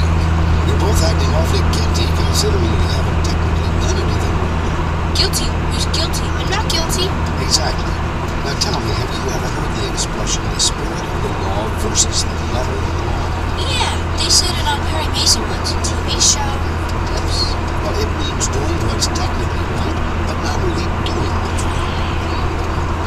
Well, for example, you knew when you agreed to give up television for a month that Zapazoid was part of the promise. Nobody put it in writing. You didn't have to sign on the dotted line, but you knew. And Donna, you knew you were supposed to give up your soul partner for that time, too.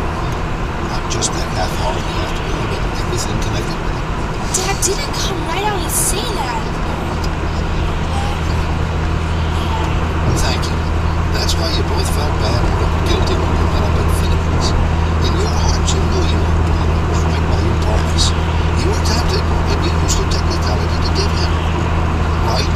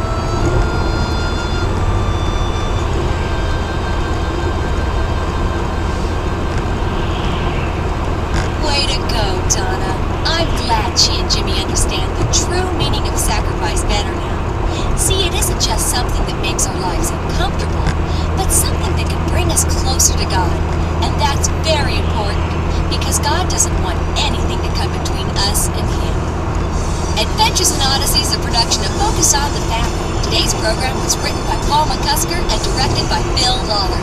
Our production engineer was Bob Luttrell, and our executive producer, Chuck Bolte. And I'm Chris, hoping you'll join us again next time for more Adventures in Odyssey.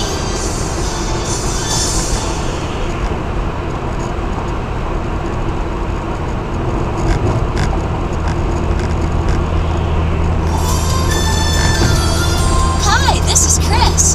Welcome to Adventures in Odyssey. Oh, hi there. Welcome to Odyssey. I'm John Avery Whitaker, but most folks around here call me Whit. Why don't you get the whole family together and join us for another exciting adventure in Odyssey? You getting excited? You realize I haven't seen my grandson for 3 years. Now, don't tell me this is Monty. Even if you mean alone.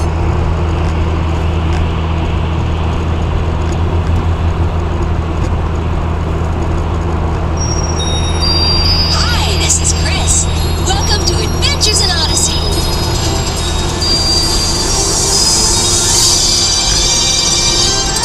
Hi there, I'm John Avery Whitaker, but you can call me Whit. I run a shop in Odyssey called Whit's End. It's a place of discovery, imagination, and excitement. But don't take my word for it. Find out for yourself on today's Adventures in Odyssey. All right, boys, up the signs with you. Let's strike a blow for freedom. What do you mean, taking a kick when you should be working, boy? True lanterns, Robert. The British go by sea.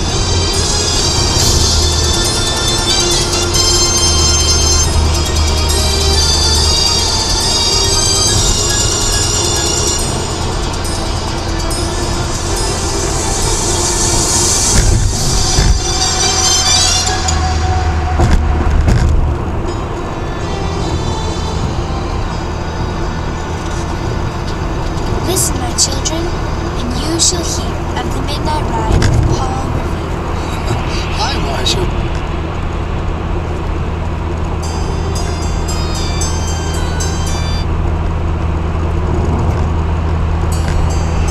So through the night,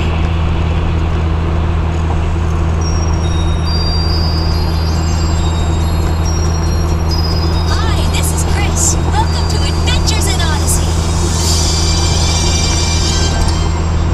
oh, hi there. Welcome to Odyssey. I'm John Avery Whitaker, but most folks around here call me Whit. Why don't you get the whole family together and join us for another exciting adventure in Odyssey? Wonder what it is this time. Imagination Station Adventure about Stop the program. Oh! Whit!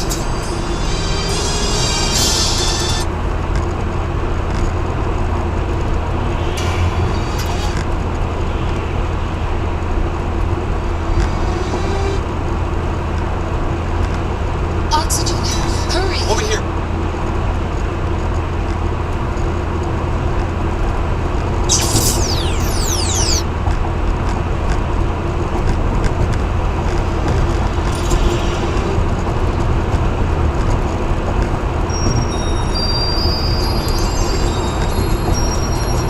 Hi, this is Chris. Welcome to Adventures in Odyssey. Oh, hi there. I'm John Avery Whitaker, and welcome to Odyssey, a place where great adventures and new discoveries happen. But why take my word for it? You can see for yourself and join us for today's Adventures in Odyssey.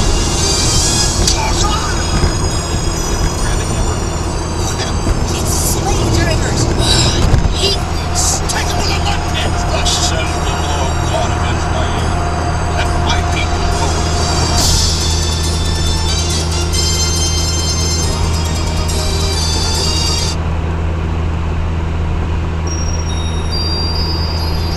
Hi, this is Chris. Keep an eye on your clocks, because today we have a real-time adventure in Odyssey. Oh, hi there. I'm John Avery Whitaker, but you can call me Whit. We were just getting ready for a time of wonder, excitement, and discovery. You care to join us? You never know what'll happen next when you have an adventure in Odyssey. I'm so glad we're all agreed. Can't stand to listen to him. Well, not that us up, but we're still in here.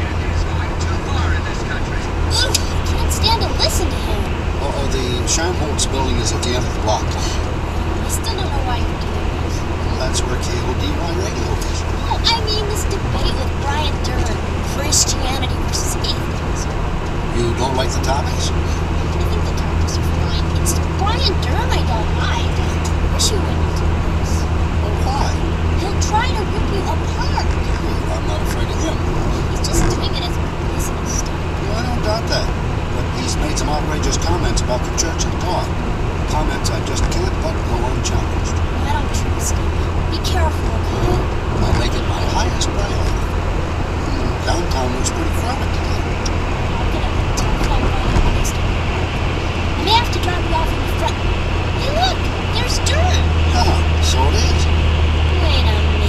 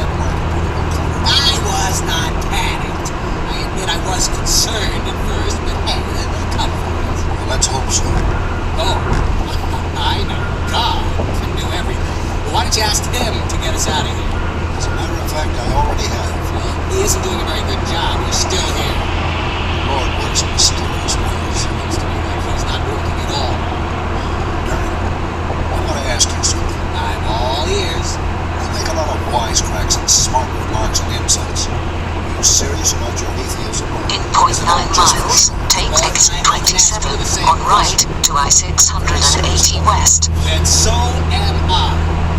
But what I can't believe is that anyone can be serious about religion. An awful lot of people out there who are. You mean a lot of awful people? That's what scares me.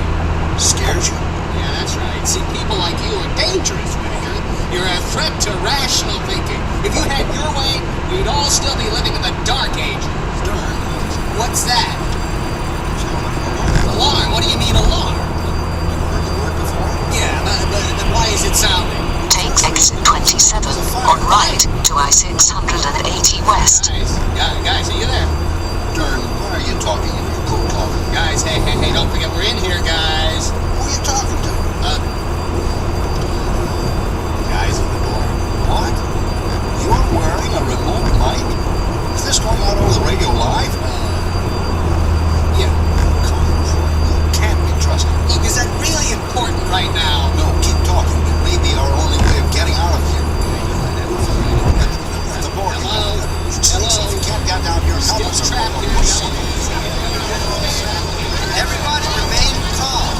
Proceed in an orderly fashion to the exit as far away from the building as possible. Everybody remain calm. Captain Quinn, Odyssey Place. I'm glad to see you, sir. How's it going? The building is almost empty, but there are 2 people trapped in the elevator. Yes, I know. Has the power to the elevator. Continue 16 miles on I-680 West. Wait on that. The bomb is set to go off in 9 minutes. Where's the elevator access? There are 2 of them, on the roof and in the basement, but they're closer to the roof. Good.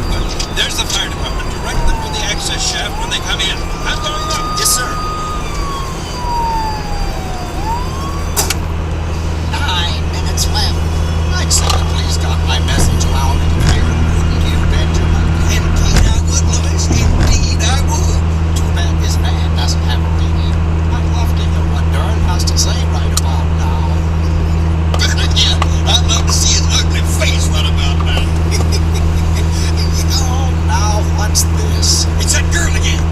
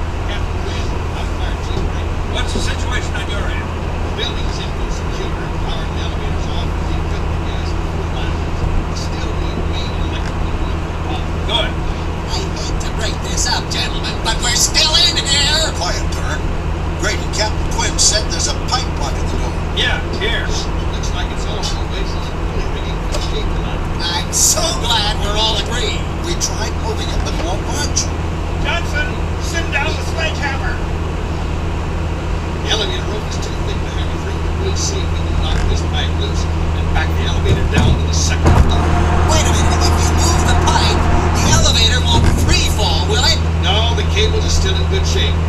Here's the hammer, Chief. Good. Call back the station to have them send over the metal power saw we're gonna need. Right. And make it fast. There's only 2.5 minutes left. Quinn, maybe you and Grady and everybody else up there should just get out of here, huh? Whitaker, are you nuts? I get it. But if we're stuck in here, we're stuck in here. There's no sense in you guys getting hurt for no reason, too. Until we have confirmation that there's no bomb, we're not leaving. Now, back away from the door. All clear. All right, let's try.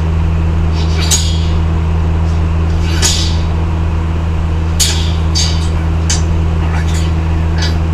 Oh, well, that's no use. It's stuck in there. Johnson, where's that power saw?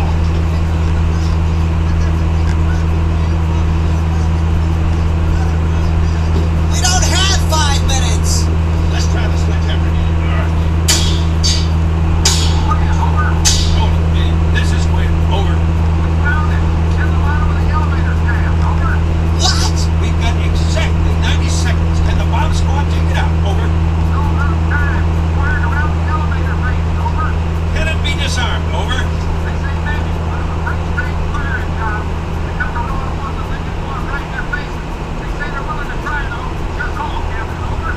Quinn, you've got no choice. You all have to get out of here. Murphy, this is Quinn. Back off. I want everybody out of the building now. Out. No! Johnson, Tony, toss down your coats. Here, get this. Good. Now take off. All right, guys, move out. Well, darn. Here. Take these coats. Now, okay, put them on, then huddle together. Then at least provide you with something to picture. Here's my walkie-talkie. Here's my walkie-talkie. There you go. I'll be in touch. Right. Now go. Quinn, No, go, Captain. good luck. No! No, you have to stay! You have to stay! Brian, hold still. Please, stay! Get me out of here! In the name of God, get me out of here! Please! Come on, Brian, come on. Put on this coat. Come on, that's it. There. Please, God, I don't want to die! Come over here. Come on, now hold down. Lord, we need your protection. Here is as we come. 10 seconds! 10 lousy seconds! Your will be done. Please, God!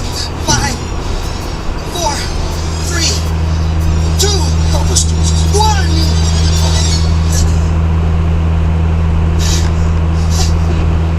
Nothing happened! It didn't go off! No, God! Please! No! Brian! Dern! What? We're still here. We're still alive? Yes. Yeah! Oh, thank you, God! Thank you! Whoa! What is that smell? Well, if it's what I think it is, we never had anything to worry about. What? Just fine, Captain. Over.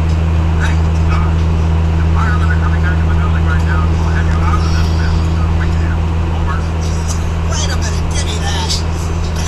What's that smell, Quinn? What? It was a stink bomb. A stink bomb? Yes, a stink bomb. Odyssey police are holding 2 suspects in the bombing of radio station KODY downtown today, thanks to a voice description from a local high school student. Lou Dodsworth and Benny Marks are 2 disc jockeys formerly employed by KODY, whose show, Lou and Benny's Morning Zoo, was replaced by Dern's earlier this year. Local student Connie Kendall said she recognized their voices as they were sitting in a van a block away from the station. Oh yeah, I used to listen to them all the time. Strange. And Benny, the funny one, said something about the timer shorting out. It's kind of weird. And when I heard about the bomb, listen. Odyssey police arrested the suspects as they sat at a Happy Dunker donut shop. Meanwhile, the much ballyhooed debate on KODY between shock jock Brian Dern and local businessman John Whitaker on Christianity versus atheism was rendered academic today after atheist Dern called on God to save him while trapped in an elevator during the bomb threat. Dern, who repeatedly begged and thanked God for his life, had this to say. It was just a figure of speech, all of it. It didn't mean anything. Leave me alone. I can assure you. But the hundreds of listeners who tuned into the live broadcast disagreed. Perhaps Brian Commander and will explain on further upcoming broadcasts. And that's the news. Good night.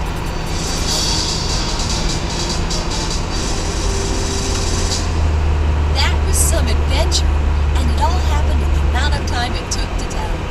You know, the Bible has a lot to say about time, and why we should make the most of every moment.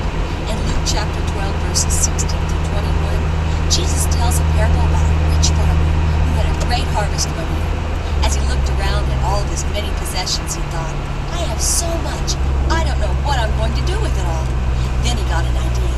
He'd pull down all of his old barns and build newer, bigger ones, and put his rich harvest in them.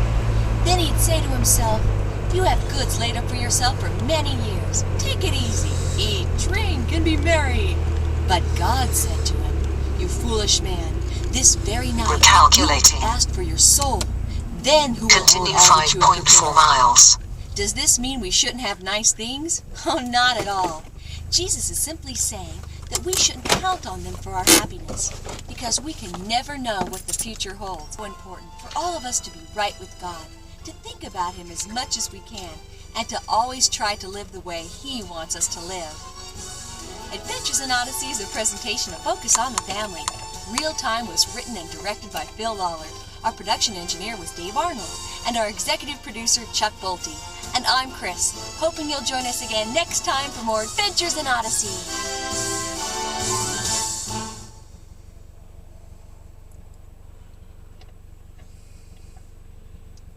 Have you ever noticed how your memory sometimes plays tricks on you?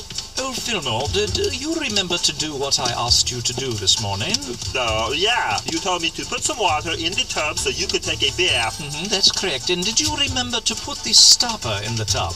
Well, of course I did, Henry. What do you think I am, dumb or something? Well, no, Fillmore. It's just that sometimes you do forget things. Like turning the water off. Whether they're good or bad, memories are something we all have. And we're going to take a good look at some very special memories on today's Adventure in Odyssey.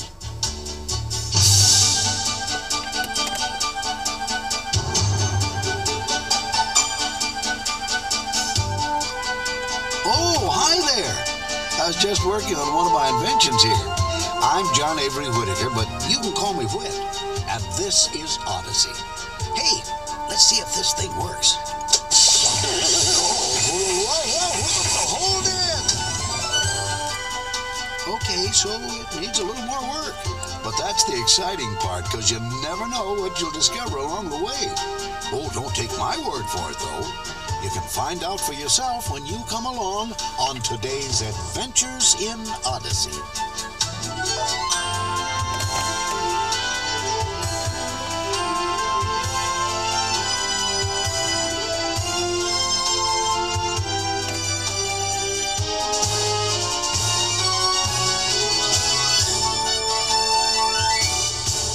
Hi, this is Chris. Today, Tom Riley is going to share some of his most cherished memories with Connie. Memories about Whit, his wife Jenny, and about how a strange but wonderful and exciting place called Whit's End got started. And all that's going to happen when today's adventure gets started, right after this.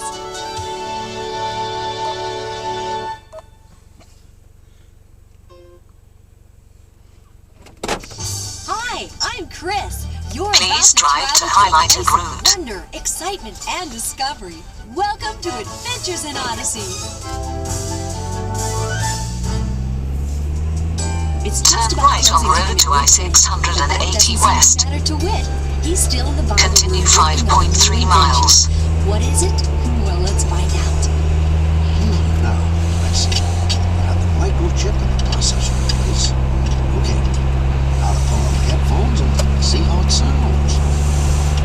Oh, that's great. That's just terrific. I knew you'd be right. Are you almost finished? I have to clean this place up.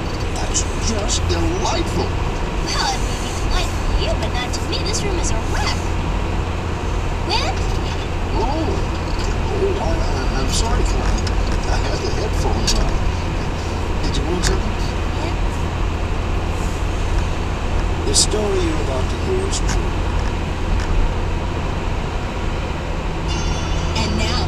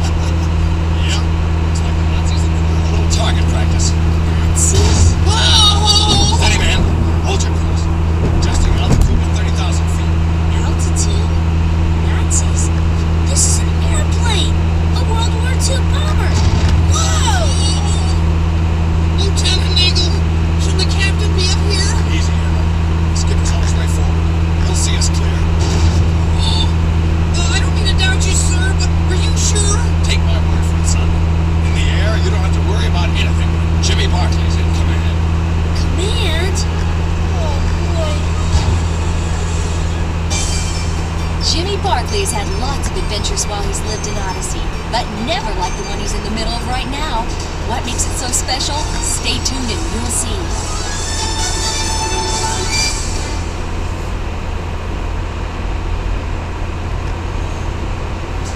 And now, Jimmy's special adventure in Odyssey. This is too weird. Too weird. How could I be the captain of a World War II bomber plane? This has got to be a dream. Whoa! Sure feels real. Taking a hit in the number 2 engine, sir. I see her. Compensating. She's stabilized. Where's Barkley? Somebody call my name?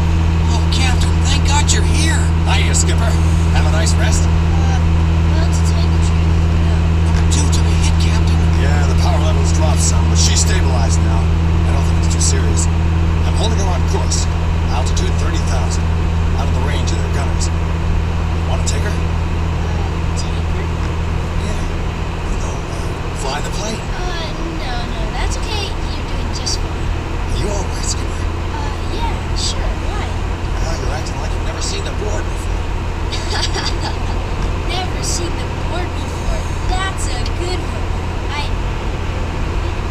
I have seen this board before.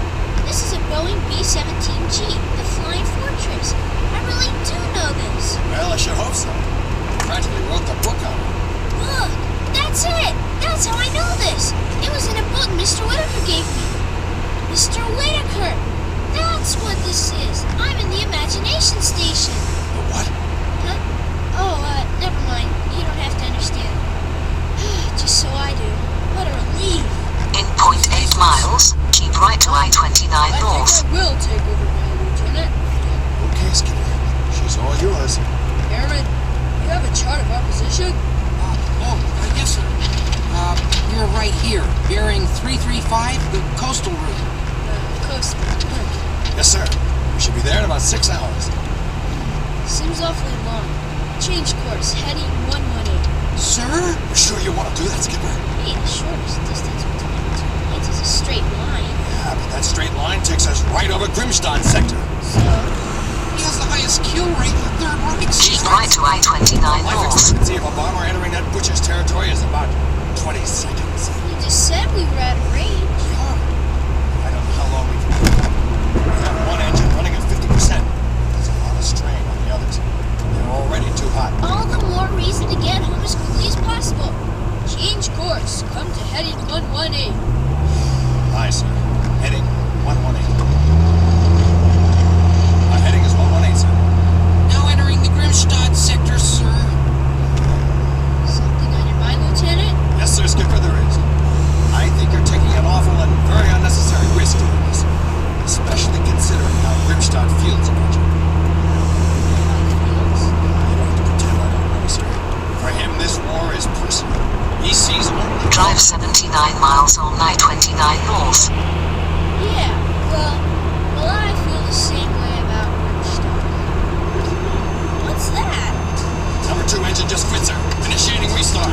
Engine 1, 3, and 4 entering red zone. It's not good. She won't kick in this high. We're losing altitude. Grimstadt. Didn't take very long. It never does. Captain, what are we gonna do? Well, we're gonna hold our course until we can get low enough to start that engine again. But sir! Whoa! Oh, That hit something! yeah, he's blown away the starboard wingtip. Number 4 engine is losing pressure.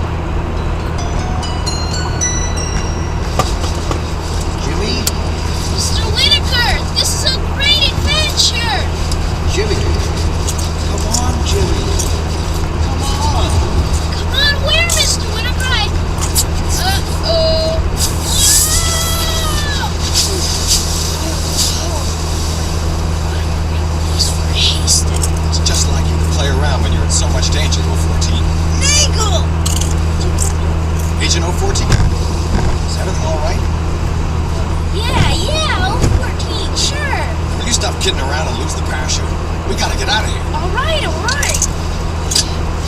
There, it's off. Great. You get in the car. Hey, this is a 1916 Lamborghini. I have a model of it at home.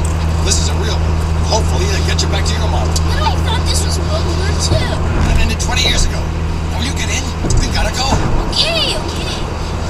This is getting weird. There's been a snag, 14. We no longer have possession of the letters of transit. We don't? No. Communications leak. Our embassy man was supposed to shuttle the papers to Agent 64. When he arrived at the rendezvous, one of Grimkoff's men was waiting for him. Grimkoff? Sounds familiar. Both 64 and the embassy man are gone. It's too bad. Those papers would have made getting you home a whole lot easier. You know how Grimkoff feels about you. Yeah, I get the idea. So, since we don't have the papers, what's the plan now? Got to smuggle you past Grimkoff's naval blockade and get you out to the ship. Ship? Yeah. Wonder. Something wrong? Wonder just sounds familiar, that's all. I don't know, Whoa! Grimkoff? Grimkoff. Don't worry. The glass is bulletproof. That's nice to know. So much for discussion. We've got to get to the pier. There it is, up ahead. Whoa! Get that tree! Can't hold it. Hang on.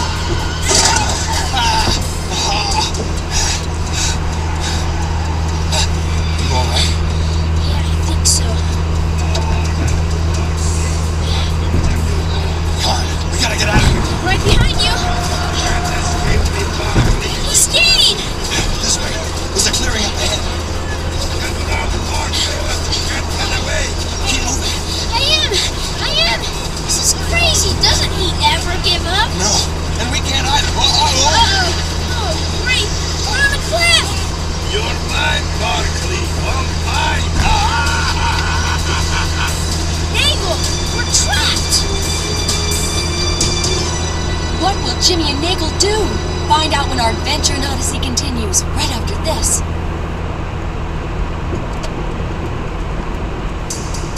And now, back to the adventure. I'm coming for you, Barkley. All right, Nagel, you let us here. Now what do we do? The only thing we can do. And that is? Jump. What? Are you nuts? Barkley. Would you rather face him? Come on. Oh, here we go again. Recalculating. Continue 72 miles on Line 29. Jimmy, grab onto this driftwood.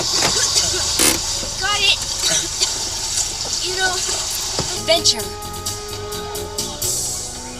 I'm coming for you, Barkley. all right, Nagel, you let us here. Now what do we do? The only thing we can do. And that is? Jump. What? Are you nuts? Barkley. Would you rather face him? Come on. Oh, here we go again. Geronimo!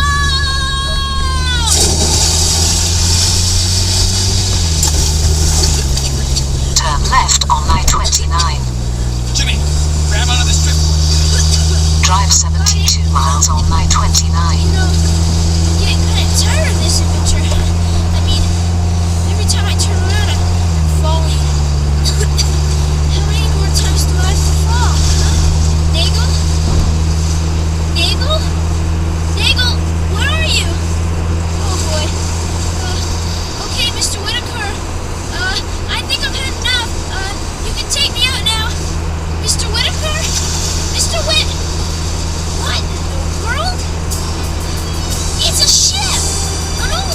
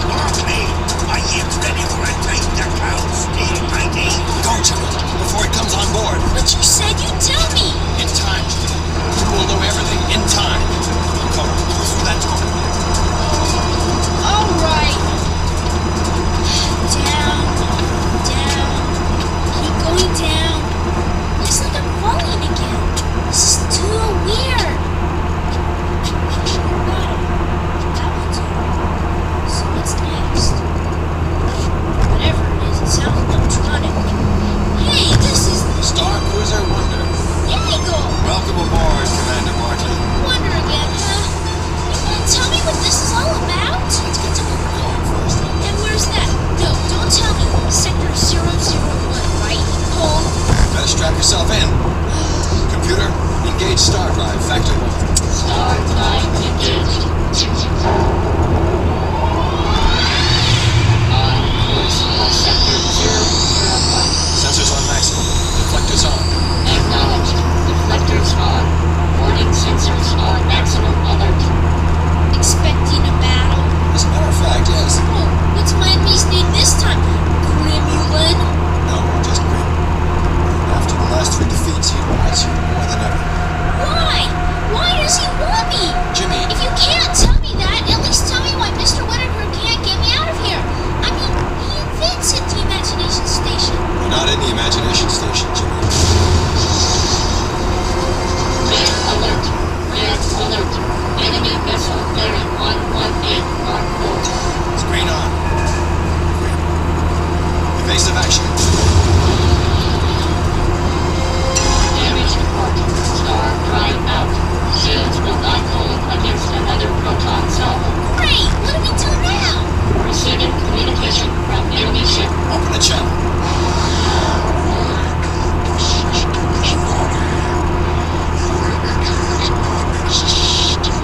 It's not over yet, Grim.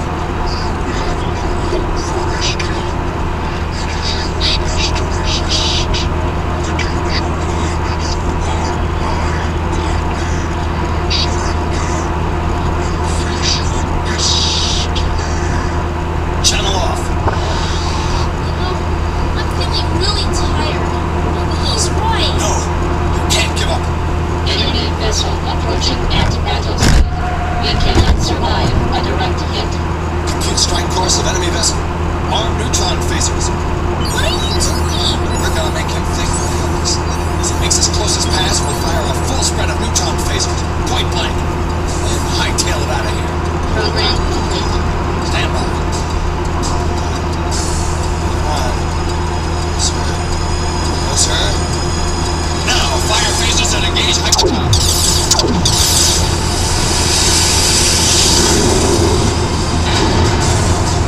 Target destroyed. Did it! We did it. Oh, come on. Let's get you home.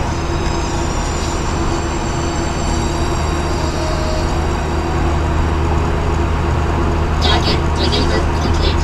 Shutting down engines. Here we are, Jimmy. Yeah. I guess this is where I get some answers, huh? Yes. As a matter of fact, we're right behind that door. Well, great. Ow.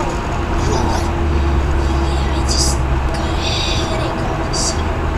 Believe it or not, that's a good sign. Yeah. Well, I guess I better go. Hey, what gives? Who left the door open? Because there's something you have to do first. What? Remember. Think back, Jimmy. Back to before you were on the plane. The flying fortress. What were you doing?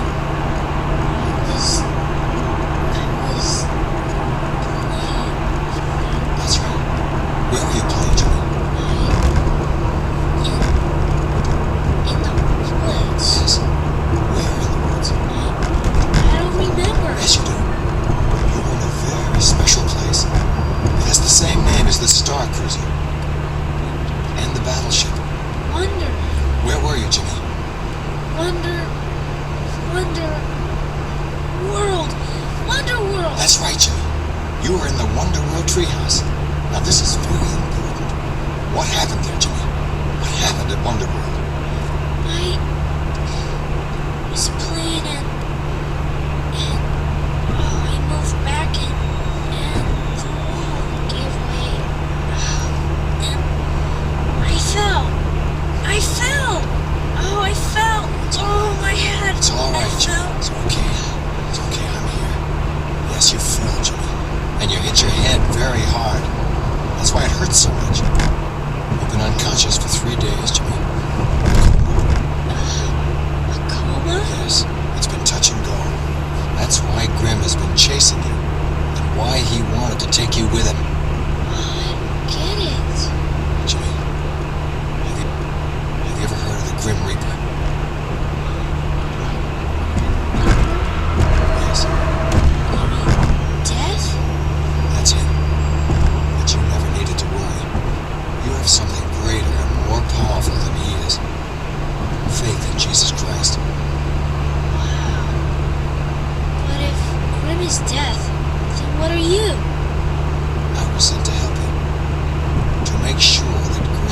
Succeed this time. Sent?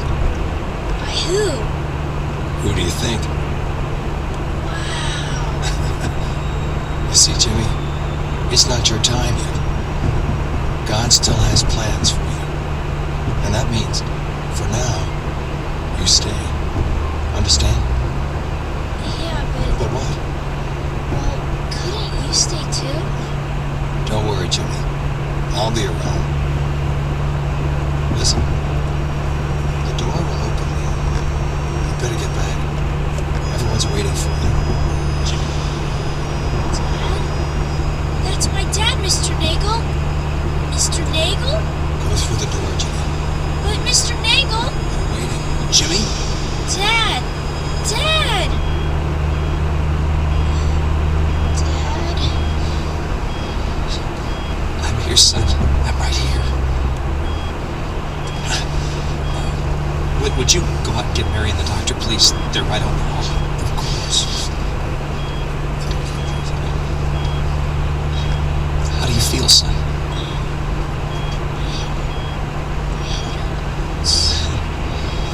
Well, that's understandable. You just lie quietly now, all right? Okay. But Dad, Yes, son. when I get better, if I could just tell you.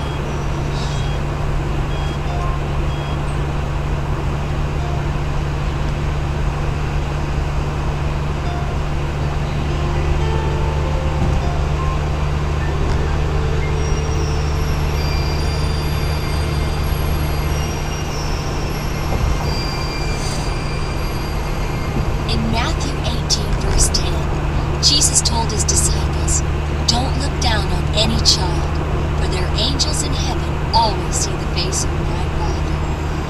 Whether what Jimmy went through was a dream or real, I think he understands this verse just a little better now. And I don't think he'll ever forget Mr. Nagel.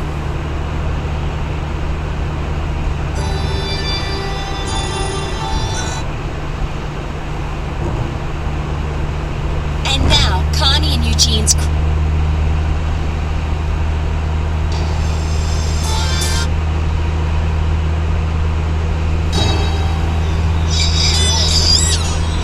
Well, progress. And now, back to the adventure.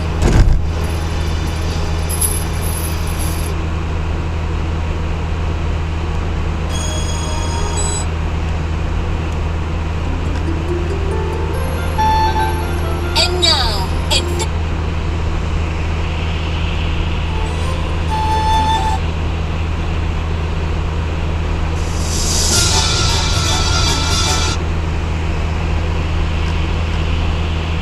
one of the biggest problems with telling a lie is that sooner or later it backfires on you. Did you see that hideous hat that Luella was wearing this morning at church? No! What did it look like? Oh, it was a gaudy thing. Purple with gold beads and a sash that hangs down in the back. Reminded me of a hat I used to own that I wouldn't be caught dead in. Wait a minute. That's the hat I gave to her. Really? Yes! I got it out of a box of clothes you gave me! And as I recall, at the time you said it was one of your favorites and you really hated to part with it. I did?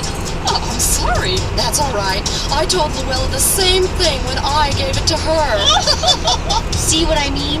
Well, we're gonna discover how even a little white lie can get completely out of hand on today's adventure in Odyssey.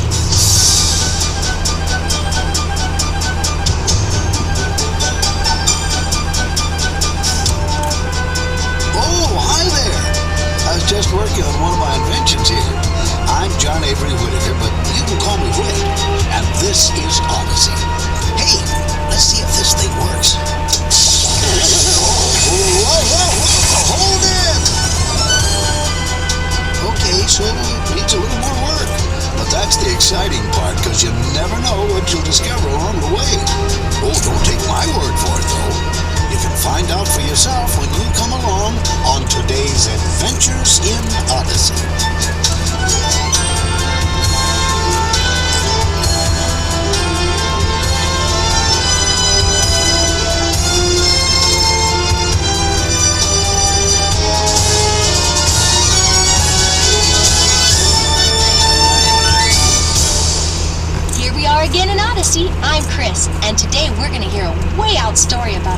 Jeremy, who told a little fib that ballooned up into a great big mess.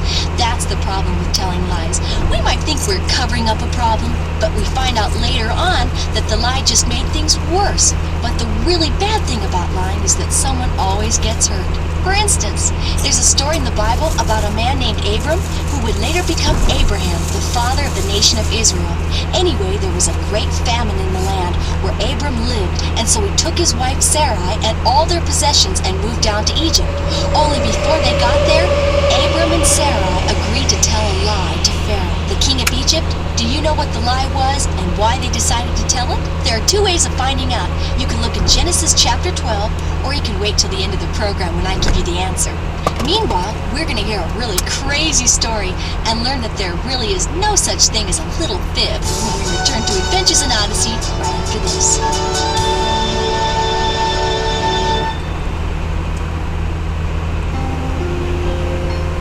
It's kind of a quiet afternoon at Wit's End.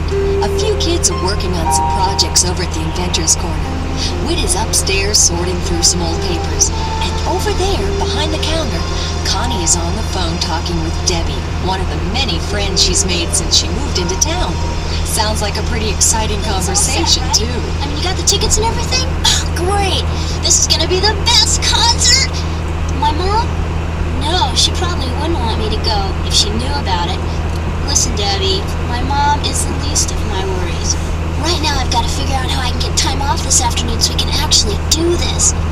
Speaking of which, here he comes now. Keep your fingers crossed. I'll call you later. Bye. Hi, Whit. What you got there? Oh, I was just going through some boxes upstairs and came across some of my stories. I thought we could catalog them and put them on the shelves. A lot of them probably aren't worth publishing, but I thought the kids might enjoy reading them anyway. If for no other reason, to show them how not to write a story. Yeah. Whit, I was wondering if I could ask you a favor. Oh, what is it? Could I take off early this afternoon? You got something important going, huh? Well, yeah, kind of. I'm gonna spend the night over at my friend Debbie's house. Well, if you're going to spend the night, why do you need time in the afternoon? Oh, well, we just have some things we want to do. Things, huh? Well, I suppose it'll be all right as long as we can try and get some of this cataloging done before you go. All right, let's get started. Let me just dump them out on the counter here. There must be 50 stories here. Did you write all of these? Yeah, some of them before I bought this place, but most of them afterwards. It sort of helped relieve the pain when my wife died. Oh, now I remember this. The Tangled Web. Yeah, this is a pretty cute one. A little far out, but still cute. What's it about? Well, here, why don't you take a look at it? Whit, we really ought to get this done. Oh, don't worry. I'll keep track of the time. You go ahead. Okay. Some people have to learn things the hard way. Just ask Roger and Jane Forsythe's 11-year-old son, Jeremy. It's not that he was a bad boy. In fact, he was pretty good. But he was getting older, and with age comes the desire for a little more freedom. Jeremy particularly felt the freedom bug that morning as his mother called him to breakfast. Jeremy Forsythe, you'd better hurry. You're going to be late for school. Okay, Mom! Goodbye, Mom. Goodbye, Dad. Don't have time for breakfast. See you later. Hold it right there, young man. But, Mom, you just said I was late. No, I said you were going to be late if you didn't hurry, but you still have time to eat your breakfast. Oatmeal? Yuck. What's that, Jeremy? You say you'd like a second helping? No. What I meant to say was, yum, doesn't this oatmeal look good? Why, thank you, dear. You don't know better than to tangle with your mother, son. She wins every time. It's every time. Especially when it comes to oatmeal. I heard that. Ow! It burned my tongue. Why do I have to eat this stuff? I don't see you guys ever eat any. That's because we're parents. We've already eaten our life's allotment of oatmeal. I can't wait until I'm grown up. That way I can decide what I want to eat for breakfast. And even if I want to eat breakfast. Well, take my word for it, son. Even when you're grown up, someone's still making decisions for you. Roger, I need you to do something for me. See what I mean? What is it, dear? I'm out of flour. I need you to stop by the store on your way home from work and pick some up for me. Oh, I can't do it, sweetheart. Remember I told you Mr. Harris and I are going to be working late tonight on that new project? Oh, that's right. Well, Jeremy, I guess you'll have to do it for me after school. But Mom, this is my afternoon to go to Wits End. By the time I get to the store and back, it'll be too late. I'm sorry, honey, but I really need that flour. Why can't you go? Jeremy, you know we only have one car, and your dad takes it to work. And it's just too much trouble for me to lug your baby brother down to Gentry's Market on foot. Here's the money. Now I need a 2-pound bag. Oh, man. Why do I always have to do these stupid things? Jeremy, I'm not going to have you talking that way to your mother. I'm sorry.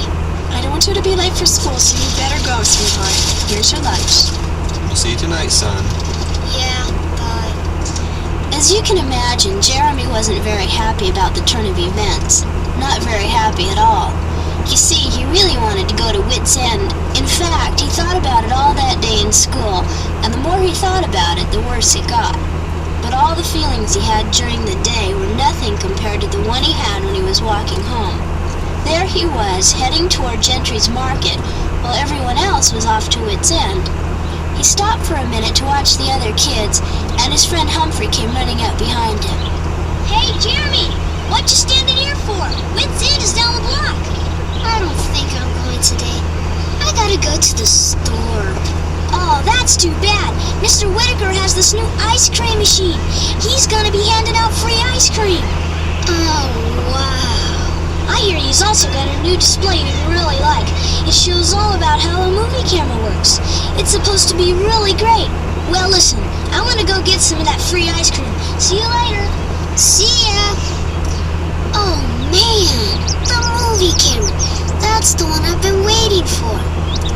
I really want to see that display.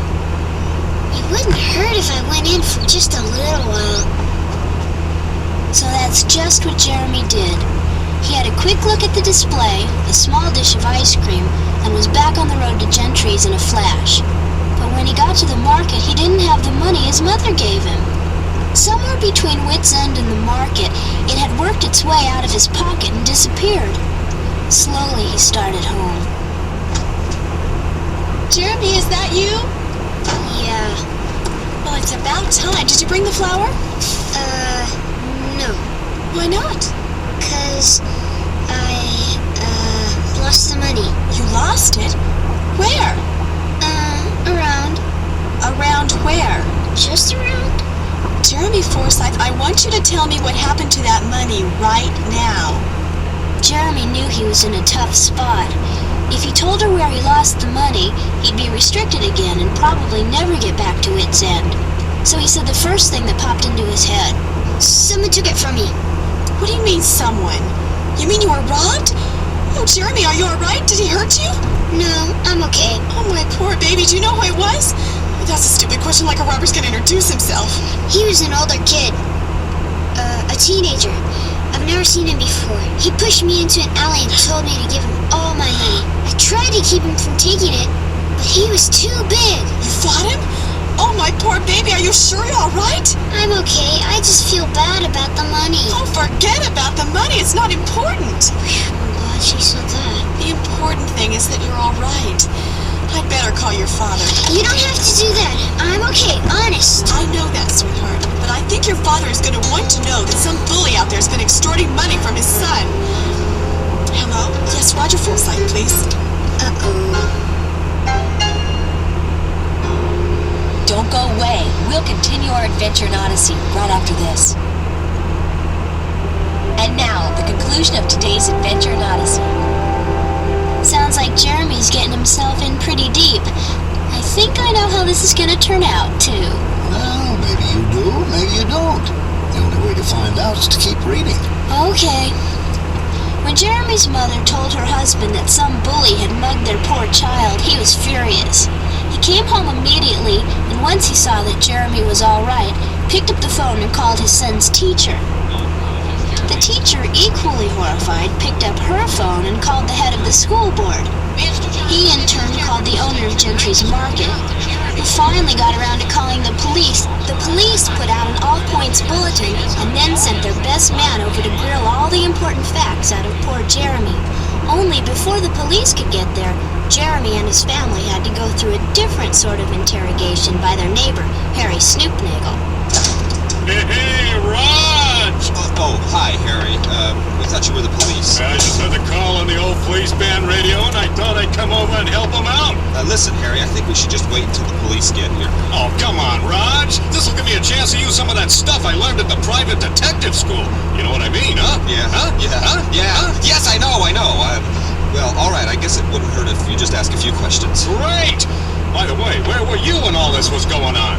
Me? I was at work. Neglecting your family, eh? Nothing but a workaholic, eh? I am not a workaholic. Oh, I see. You don't want to support him, is that it? Huh? No, huh? no, huh? no, huh? no, that's not it. Of course I want to support them. I was just doing my normal day's work, and I came home as soon as I found out what happened. All right. I guess you're in the clear, but stick around. I might want to ask you some more questions. Now, what we're going to have to do here is gather all the pertinent facts. And you know the quickest way for us to do that is? By getting a real police officer? No, but that was a good guess. The easiest way for us to gather all the pertinent facts is by using what we call in the trade the 4 W's. That's who, what, where, and when. What about why? Make that the 5 W's. And let's not forget how. All right, the 5 W's and an H. Anybody want to add any more letters? Good. Now, I know you've been through a trying ordeal, so it's best if we start off with something nice and easy. What's your name? Jeremy. Jeremy. Is that with 1 M or 2? 1. Okay, well, I guess that about wraps this up. But wait, you haven't asked him anything yet. I got all the stuff I need. I told you, the police have an APB out on this guy. Besides, this case is spread all over town. It is? Oh, yeah. How a brave young man fought off a violent attacker so he could buy his mother some flowers. No, flower. Oh, so he could buy his mother a rose. Everybody knows about it, including the mayor. In fact, I heard on the police band that tomorrow on the steps of City Hall, he's planning to give you a citation. Although you'll have to wait a few years before you can drive it. You get it, huh? Yeah, huh? Yeah. Huh? Yeah, citation, I get it. Well, listen, Harry, we want to thank you for stopping by. Huh? Oh, yeah. I guess I should be getting back to the old radio anyway. But listen, when the boys in blue get here, you wouldn't mind putting in a good word for me, would you? Oh, we'll tell them all about you. Thanks. Never hurts to have friends in high places. You know what I mean, huh? Yeah, huh? Yeah, huh? yeah, huh? yeah. A citation. Jeremy, the mayor's gonna give you a citation. How do you feel about that? Great. But of course, he didn't feel great at all. Inside, he was a mass of quivering nerves, bubbling stomach, and fluttering heart all at once. The ceremony seemed like it lasted forever. The mayor and the chief of police gave speeches, both promising to do everything they could to capture the vile criminal they thought was still at large. Finally, the big moment came. There was a lot of applause, and with wobbly legs, Jeremy made his way to the podium. He looked down at the beautifully framed citation, then out at the crowd and said, "Thank you very much for this wonderful award." And then he shook hands with the mayor, took the citation and sat down? Wait a minute. Now, no questions until you finish the story. But... Finish the story. Soon the excitement wore off and everything got back to normal, and life went on. After a while, the police stopped looking for the vile criminal they would never find anyway. The citation hung in a prominent place on our hero's wall until a poorly aimed basketball knocked it off and shattered the glass. Then it was folded and put away in an old scrapbook, which was stuffed into an already full closet. And soon everybody forgot all about the story of Jeremy and how he fought an attacker who stole his mother's flower money. Everybody, that is, except Jeremy. He remembered it all for the rest of his life. Is that it? That's it. You mean he got away with it? Oh, I don't think so. Of course, it all depends on how you look at it. Yeah, but according to the story, nobody caught on to him. And since he didn't say anything either, then everybody thought he was a hero. Yeah, you're right. On the surface of things, it does seem like he got away with it, doesn't it? But did he really? Read that last sentence again. He remembered it all for the rest of his life. So? Well, what did he remember? The ceremony and the citation? Is that it?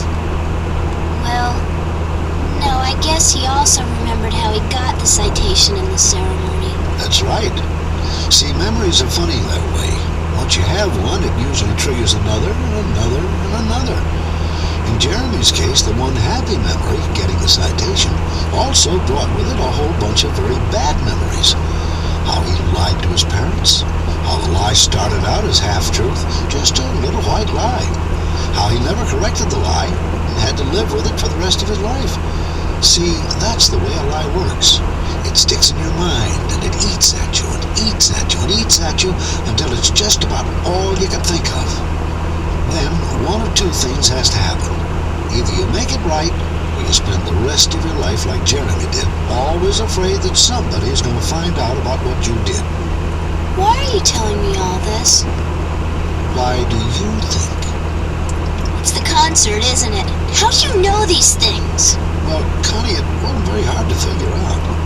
I mean, you've been talking about that group for the past month, and when I read in the paper that they were going to be here, I thought maybe you'd probably want to go. Then when you asked for time off this afternoon so you could spend the night at Debbie's, well, I just put two and two together. Although I don't really know why you wanted to hide it from me. That is, unless it's because your mom doesn't know you're going tonight. Am I right? Yeah. And she probably wouldn't want you to go if she did know, would she? You got that right. So you're just gonna go and not tell her. Is that it? Well, what if I am? You think the mayor's gonna end up giving me a citation for it? No. Connie, I'm just trying to get you to see that a lie is a lie, even if the person you lied to never finds out about it. And that lie is also just as damaging because at least one person will always know about it, and that's you. If I do go to the concert, are you gonna tell my mom?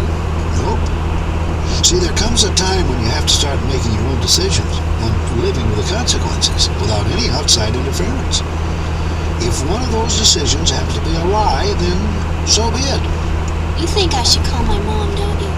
I'm not going to tell you what to do one way or the other, Connie. That's a choice you're going to have to make. I've been waiting a long time for this concert, you know. I know. If going to the concert is that important to you, then call Debbie. Now, like I said, it's up to you. Well, I'm going to take the rest of the manuscripts back to the workshop. Either way you decide, you'll have the rest of the afternoon off, so I'll see you tomorrow.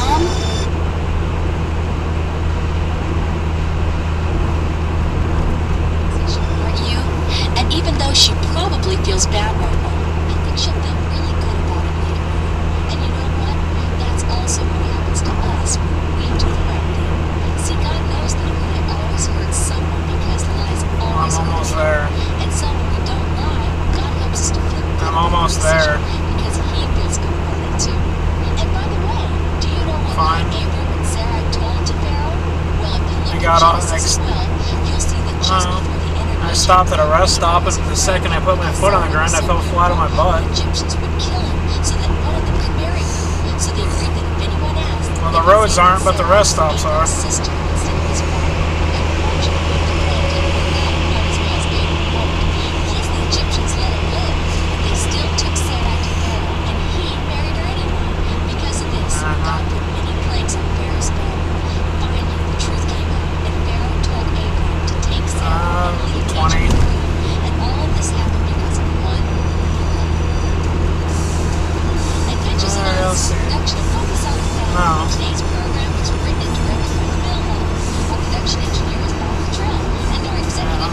On a side road because the freeway is closed for a little bit.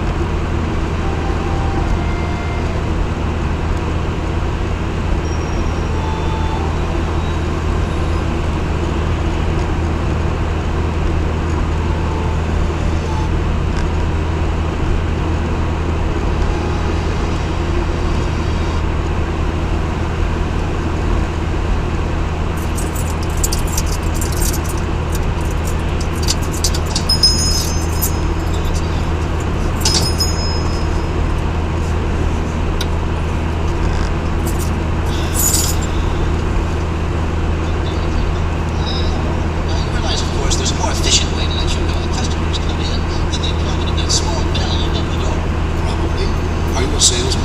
No, sir. My name is Eugene Meltzner, and I'm a science student and, might I add in all modesty, a recognized genius of the Campbell County Community College. Whom do I have the pleasure of addressing? I'm John Whitaker. This is Tom Riley. Howdy. Howdy. Abbreviated form of the phrase, how do you do, Martha? We should have your affair. In answer, Tom, I farewell, thank you. Hi, you've reached Wits End. I'm sorry, but we're closed until further notice. But you can leave a message at the sound of the tone anyway. Thanks. Hello? Hello? Hello? What? Mr. Whitaker? Oh, wait! Don't hang up!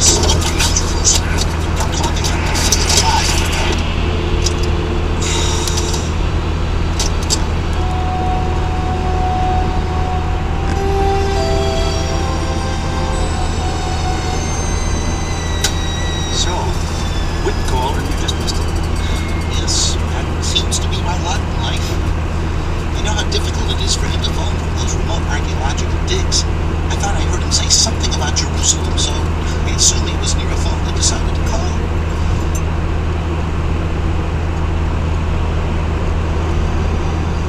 I want you to understand what you...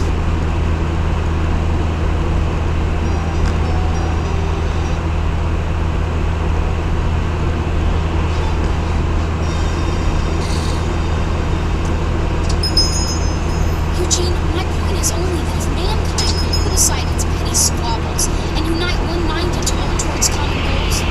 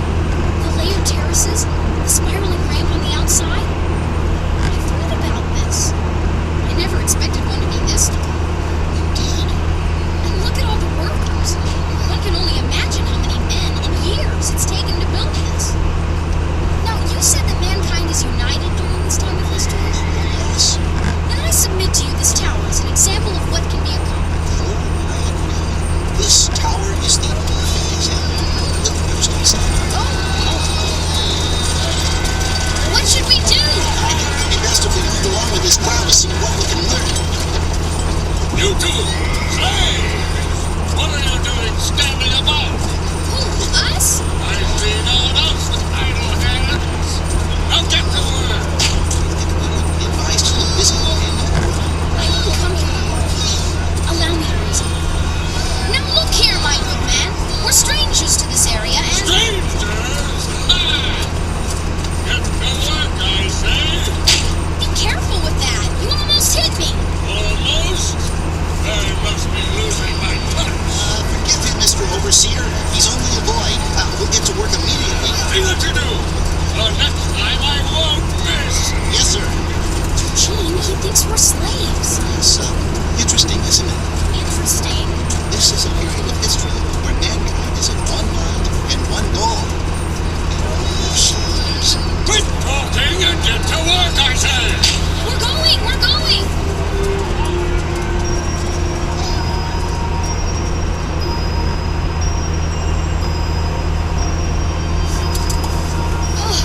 Gene, I'm exhausted. I've never worked so hard in my life. How long have we been at this? 6, 7 hours? 20 minutes, actually. Here, have some water. Thank you. I don't know how much I'm going to learn getting calluses on my calluses. Well, for one thing, you may learn exactly what it is we're building. That should be simple enough. Pardon me, sir. Would you mind explaining to me what we're building here? Are you joking? You do not know. Building the Temple of Marduk. A temple? It's awfully tall for a temple. They say it will be a stairway to heaven where the wisdom of Marduk is written in the stars. They say that when we build what the practice of today will lead us closer to the true knowledge of Marduk. Marduk? Is that the same as God? No, Nathaniel. The concept of a single deity, the one we know as the true God Yahweh, was unique to... Shh! Please. Stop resisting. Why? What's wrong? Truly. Yes, we could. Is there something wrong with that? Yes! No. Tell me, are you followers of the one true God? I am. Why are you speaking so quietly? Is it a crime to talk about God? Shh! We speak freely of any God of Marduk. Did you say Mabel? Babel, as in Babylon. Then, if this is Babel, then that large tower is... the Tower of Babel! Well done, young squire. All right, you lazy lovers, back to work! Don't push the limit of our great king's mercy. If it were up to me, you wouldn't have any rest during the day. I must return to work. My name is Jacques Tilly. I would be pleased to meet with you at the end of the day where we may discuss privately and freely. Back to work, you filthy slaves!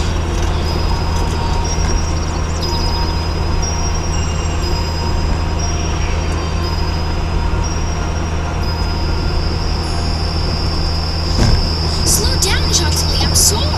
This is only my first day of slavery. I must say, this city of yours is certainly extensive. I shouldn't bow be extensive. It's the city of all humanity. We conquered our foes, eliminated most kinds of sickness and disease, built buildings and found prosperity unlike anything we've ever seen. And yet, we rush through back alleyways and whisper in fear because we believe in God. Yes, listen, friends. Here. It's Jacques Tilly with 2 friends. Come in quickly. Were you followed? I think so. There wasn't a guard to patrol inside. God was with you. God was always with us, my dear child. Yes, grandfather. Neighbor, I wish to present my newfound companions, Eugene and Nathaniel, my friends. This is the wise and venerable Eber, and his granddaughter Lily. Good evening, Lily. Gene, Nathaniel. Unusual names. What branch of the family do they belong to? Branch of the family? Well, you wouldn't know it. We come from far away. I don't understand. We all come from the children of Noah. The children of Noah? Builder of the ark? You know of Father Noah and the ark, but you don't know which branch of the family you belong to? You see, that's why, brother. You seem to know so much.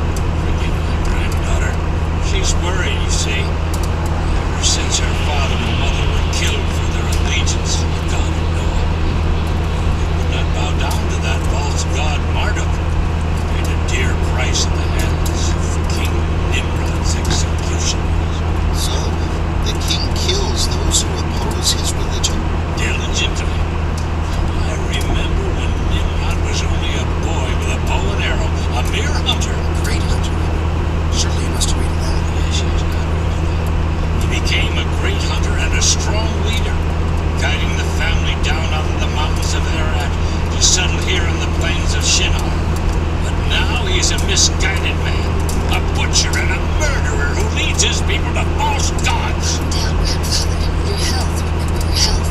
Are you ill? No, but at 420 years of age, I must be more careful than in my youth. 420 years? Yes, my young friend. The Lord has been faithful all that time, which is why I believe that... What's that?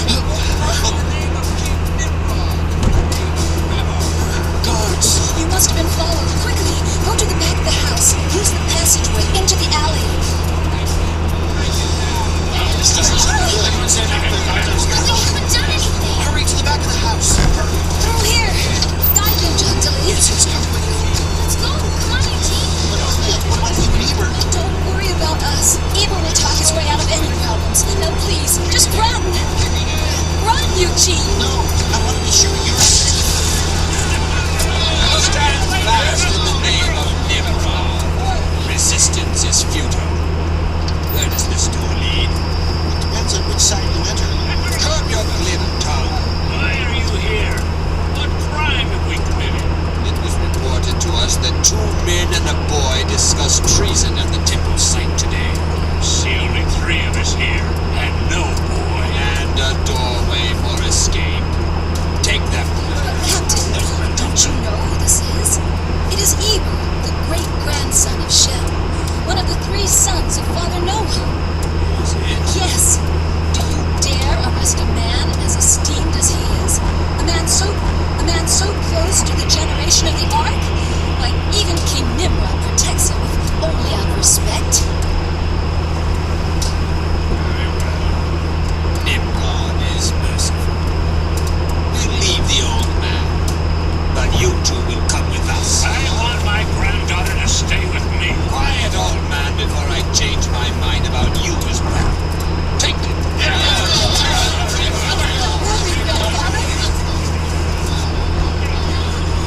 Oh, Lord God, come down and look upon the evil that consumes your city. Come down, oh God, and see with your own eyes.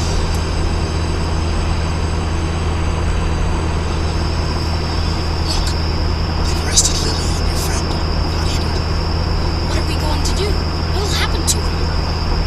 They admit their faith in the one true God. Put them to death. So I repeat my previous question. What are we going to do? What can we do? Don't you have any friends? We could assemble a rescue party, storm the castle. Fight. What kind of people are you? Nimrod is only able to get away with his tyranny because you let him. I thought you were a civilized society. We are the only society. We won't stay that way with men like Nimrod in charge. We must do something. There are others. True believers, they will help. Then let's go. No. I will go. You must stay with me. And miss all the excitement. Eber will be in despair over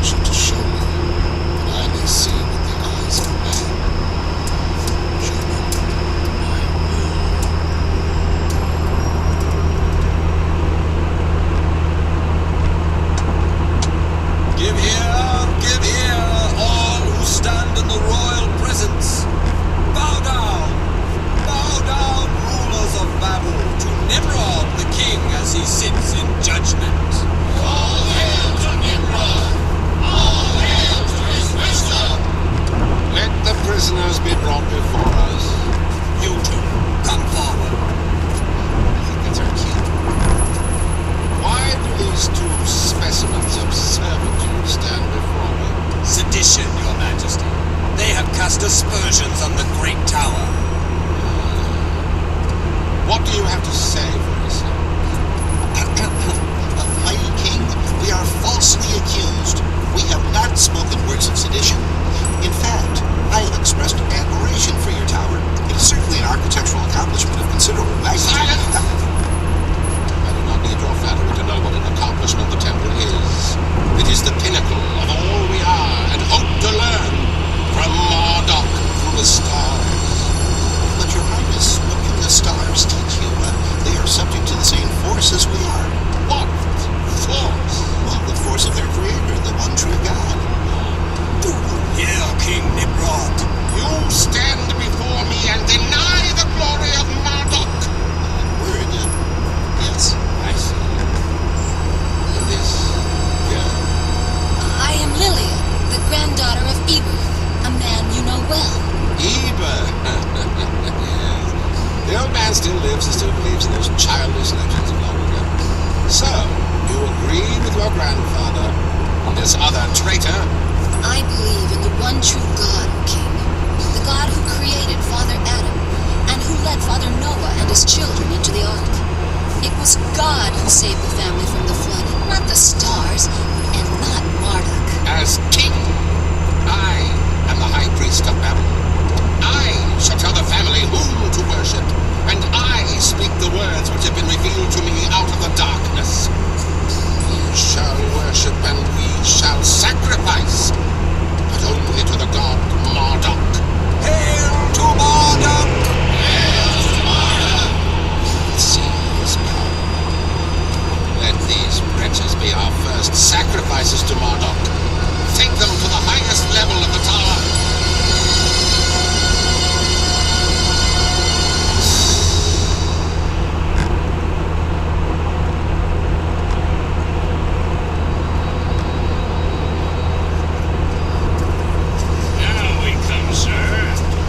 Of evil in Babel. The tower they dare call a temple. A temple dedicated not to the true God, but to a false God. See how its shadow falls across the city of us. See, I still can't believe how tall it is. all who live in Babel labor on the tower. Everyone who can lift a brick. First they work by choice, and they work by compulsion. Terrible pride is present in every heart. Is there no temple? No place set aside for the worship of the one true God? No. Something's happening. It's a procession.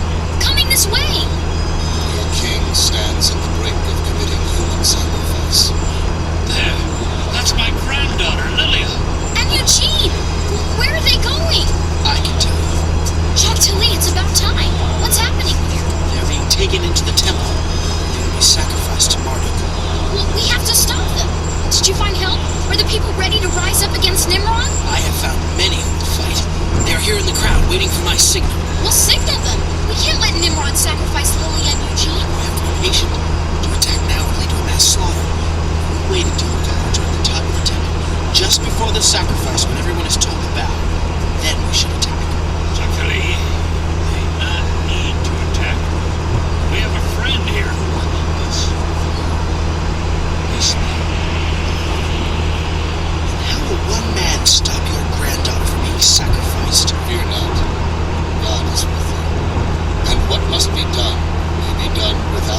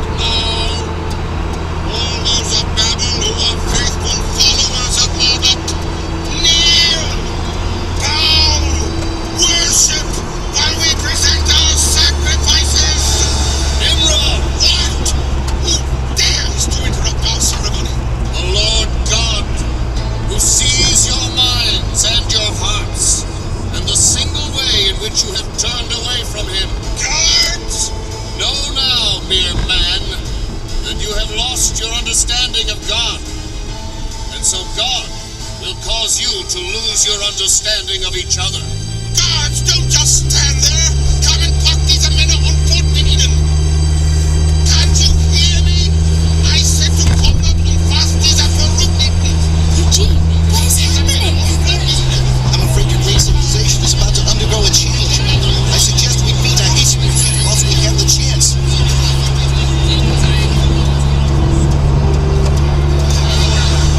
Here, Dr. Lee. God's message was delivered. What now? Well, I suggest we find Eugene and Lily. Or perhaps we'll find you first. Yes. With all due respect to this happy reunion, I believe we should get out of this city before this confusion becomes truly chaotic. Meaning? Meaning, it's only a matter of time before this mob becomes violent. Meaning? Meaning, let's get out of here! Yeah, let's get out of here!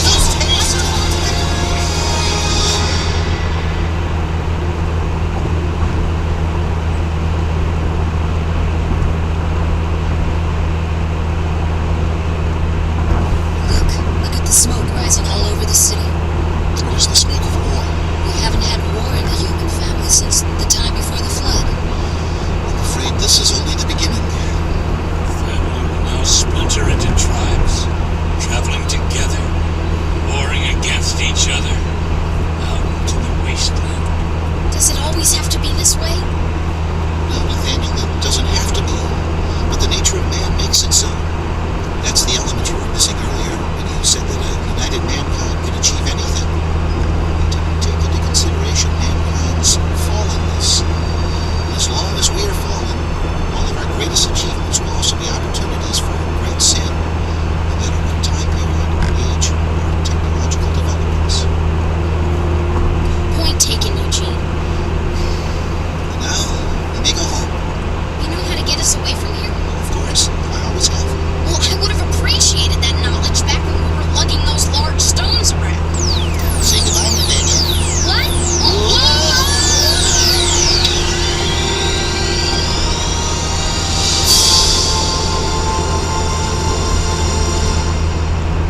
Genesis 6, verse 5 says, "The Lord saw that the wickedness of man was great in the earth, and that every imagination of the thoughts of his heart was continually on evil."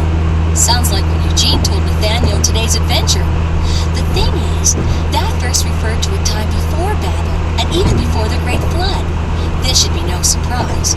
Mankind has always given in to evil, ever since Adam and Eve were kicked out of the Garden of Eden. That's why God's grace and forgiveness is necessary, and why Jesus died for us so we could have that grace and forgiveness. Adventures in Odyssey is a presentation of Focus on the Family. The Tower was written by Doug McIntosh and directed by Phil Lawler. Our production engineer was Dwayne Harms. And I'm Chris, hoping you'll join us again next time for more Adventures in Odyssey.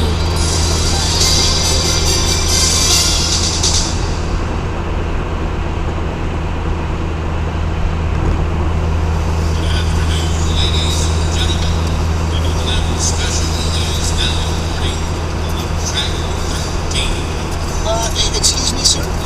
Is this the train to Odyssey? Yep, we stopped there all right. This is it, Mr. Whittaker. Well, if it is, you better get on right now. That's the last signal. You heard the man, Eugene. Move it. Yes, sir. All aboard! Hi, I'm Chris. You're about to enter a place of wonder, excitement, and discovery. Welcome to Adventures in Odyssey.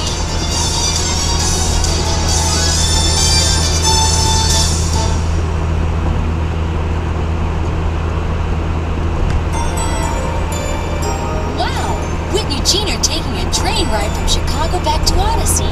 Sounds like it's going to be a lot of fun.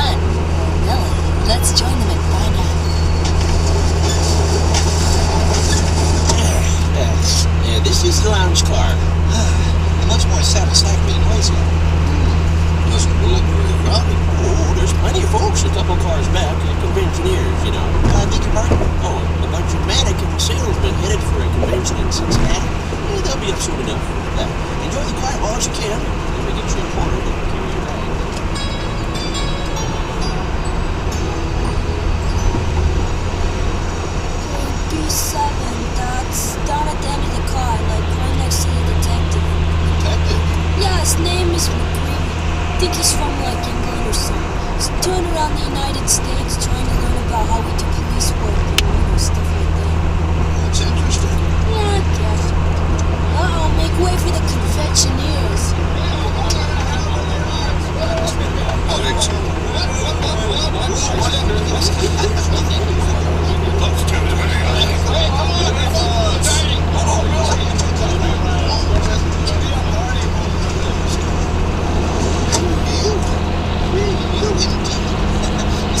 What is it about conventions that cause some people to lose all their nerves? Oops,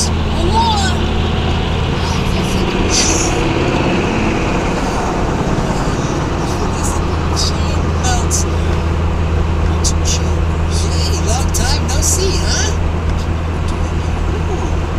Is there any way to talk to an old friend? Friend? Only by the greatest stretch of the imagination that you could possibly use that term to describe our relationship, Lawrence. I can see you haven't changed. You still talk just like a dictionary. Yes, a dictionary whose contents you stole. Eugene, easy, calm down. Listen to him, whoever he is. Well, I'm John Whitaker. Your name is Lawrence? That's right. Lawrence Chalmers, pleased to meet you. Don't shake hands with him, Mr. Whitaker. He might steal your fingers. Eugene. I didn't think you were the type to hold a grudge, especially for such a little misunderstanding. Little misunderstanding? I worked for 6 weeks on that paper, and you received my A+. Which carried me the rest of the way through school. You know, I never did say thank you for that. Well, never let it be said that Lawrence Chalmers didn't repay a debt. Thank you, Eugene. Now let me show you my credits. Eugene, stop it. Stop it. What is the matter with you? Really, Eugene? You need to learn to calm down. Eugene, stop. Lawrence, I think you'd better join your friends. Yeah, you're right. Hey, I just had a brainstorm. Just to show you there's no hard feelings, Eugene. Put your dinner tonight on my tab. Just make sure you eat it in the dining car. I got a little surprise for you. I've had quite enough of your surprises, thank you. Oh, I think you'll want to see this one. As a matter of fact, this is one you definitely won't want to miss. See ya. Eugene, are you all right? I believe so, Mr. Whitaker. Thank you for restraining me. Never seen you act that way before. Yes, well, I apologize for my behavior, but Lawrence Chalmers is the proverbial straw that broke the camel's back. Eugene, what he did was very bad, there's no doubt about it, but it was just a grade. Don't you think you're overreacting? Overreacting? No, Mr. Whitaker, it wasn't just a grade. I had to write a completely new paper overnight, which of course was inferior to my original.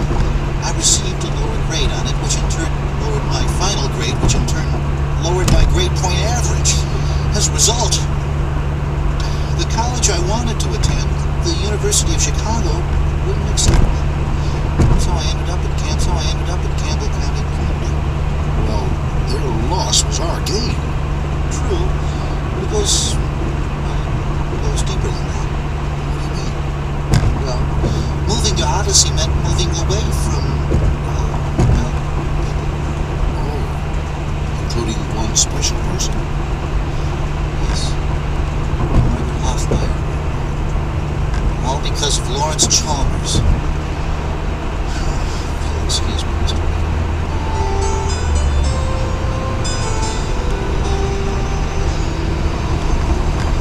Sure you want to tell me we can even outrun you? Well, Mr. Whitaker, you taught me not to run away from my problems. Besides, if I eat not room, Lawrence won't pay for my meals. Pardon me, I was sitting at the next table. I couldn't hear it. Your name is Whitaker? Yes, it is. Then my neighbors of a sort. My name is McGreevy. Oh, yes, the detective in the next compartment. That is what you Yankees call us. Actually, my official title is Inspector. Well, Inspector, this is Eugene Meltzner, my traveling companion. Salutations, Inspector. So, you must be the Eugene who was making such a row earlier today in the hall from my door. Oh, yes, I apologize if I disturbed you. At the moment, it was a welcome diversion. I've been writing while I traverse your home. Try to finish it before my holiday. So, what's it about, if I may ask? It's called The History of the Reading Jail. The Reading Jail? Isn't that where they kept Oscar Wilde? You do know something of English literature, don't you? Yes, the great writer was. He even wrote a most moving poem about it. The Ballad of Reading Jail. You know, we studied that in my freshman year. Oh my goodness, it really is you. Margaret? Eugene. Margaret! Eugene. I say, demonstrative, isn't she? Yes, aren't they both? Eugene? Oh, I'm sorry. This is her. This is Margaret. Well, I gathered that much, Eugene. Margaret, it's unbelievable that you're here. It's... You're the surprise, aren't you? Eugene. Oh, tell me it isn't true. Please, tell me you didn't marry Lawrence Chalmers. Margaret. I'm so sorry. No, wait! It was wonderful seeing you again. Margaret. Eugene, are you all right? Mr. Whittaker? Why don't you come and sit down? I believe your food is on ready. You feel better after. I'm not hungry. Ironic. Steals my paper, my girl. Now he's stolen my appetite. Well, where are you going? In 0.8 miles, take exit 151 on right to IA-12 North.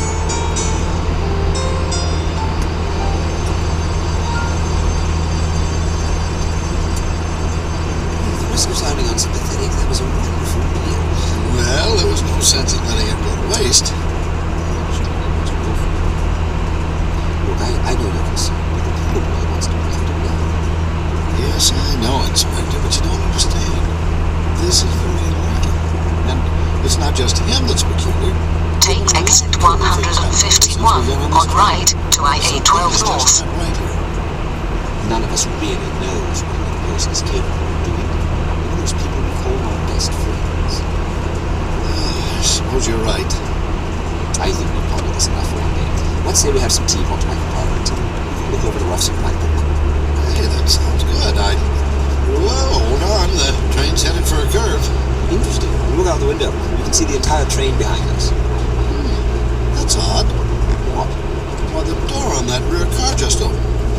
Oh yes, it's a storage car. There's nothing there, but... Good heavens! There's somebody there! Not just somebody, a couple of people. Recalculating. It looks like continue 2.5 miles to address 3400 on right. Pull the emergency call. Nothing's happening. It must be disconnected. Come on, we've got to get back there. Let's hurry.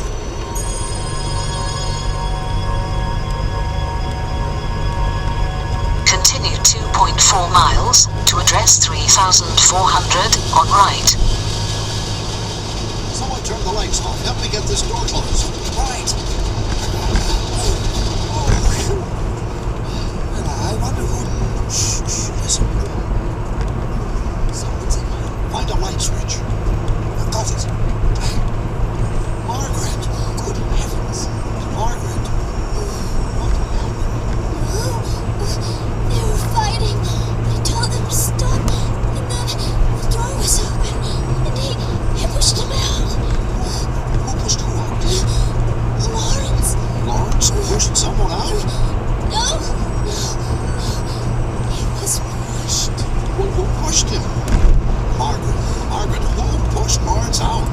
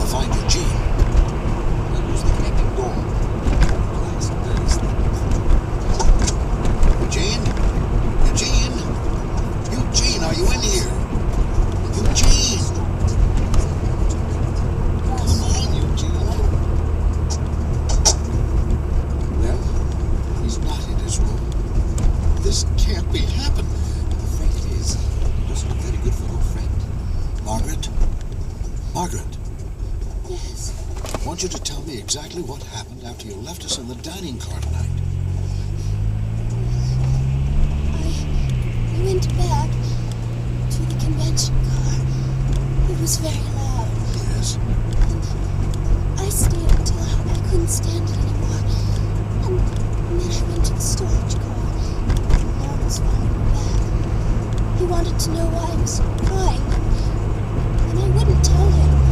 He started pushing me around. And all of a sudden, Eugene was there. And they fought him.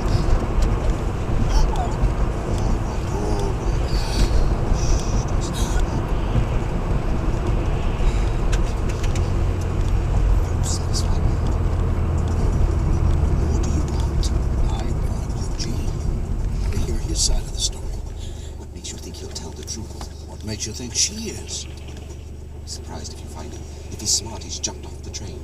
At the speed this train is going, he'd never survive. Well, what about Margaret? After the porter comes, lock her in here. She'll be safe enough. Search the back half of the meeting. You can take the front half. I'll meet you back here in an hour. All right, but do be careful.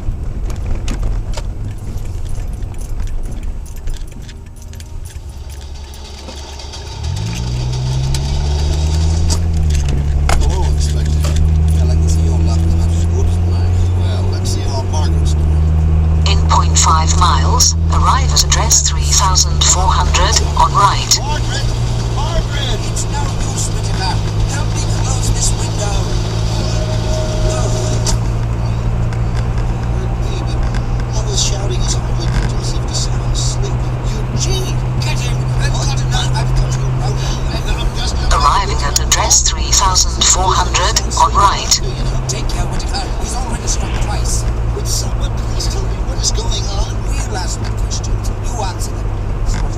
Where are you? Big or white? Mr. Whittaker. Answer the question, Eugene. Well, after I left both of you at the dining car, I came back here. I intended to sleep. However, my thoughts were so filled with Lawrence and Margaret that sleep was an impossibility. Tiny, peaceful alcove with a skylight just off the back part of the lounge. So I went in there and slept till the painful neck. I came back to the compartment where I've been ever since. Why? What's happened?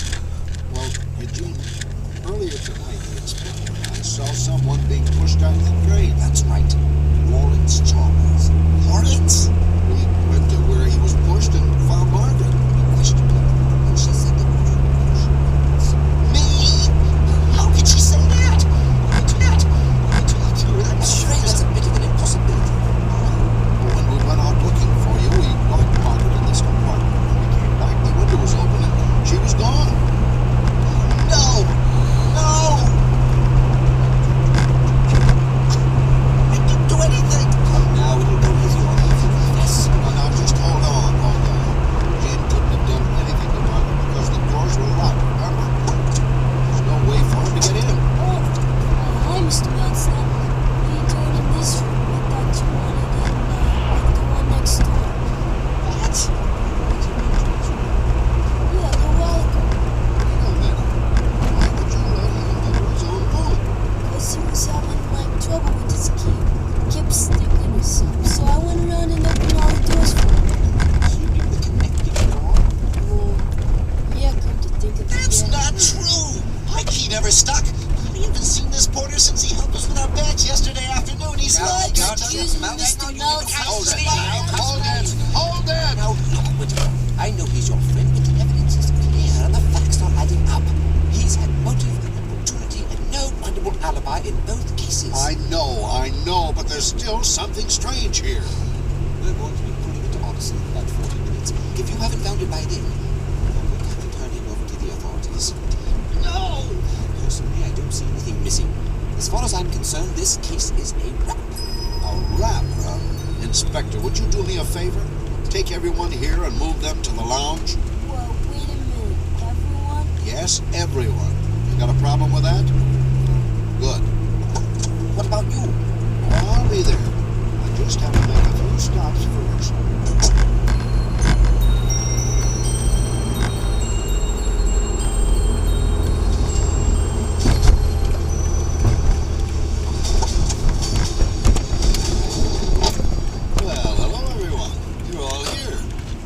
Whitaker, we're getting ready to pull into Odyssey. Now, what's this all about?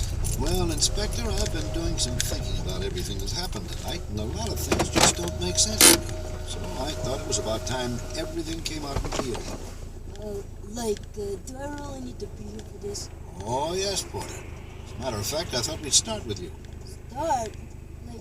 Do you like brain teasers, Porter? I don't know. You don't know? Well, let me ask you one, and then maybe you will know. Why would a young, talented, loving woman allow herself to be talked into marriage by a vile, despicable man who doesn't know the meaning of the word love? That's a toughie, isn't it? But here's an even tougher one.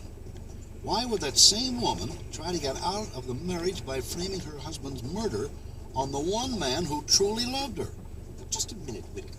Are you saying that's what Margaret did? Why don't you ask her? She's sitting right here. What? Margaret?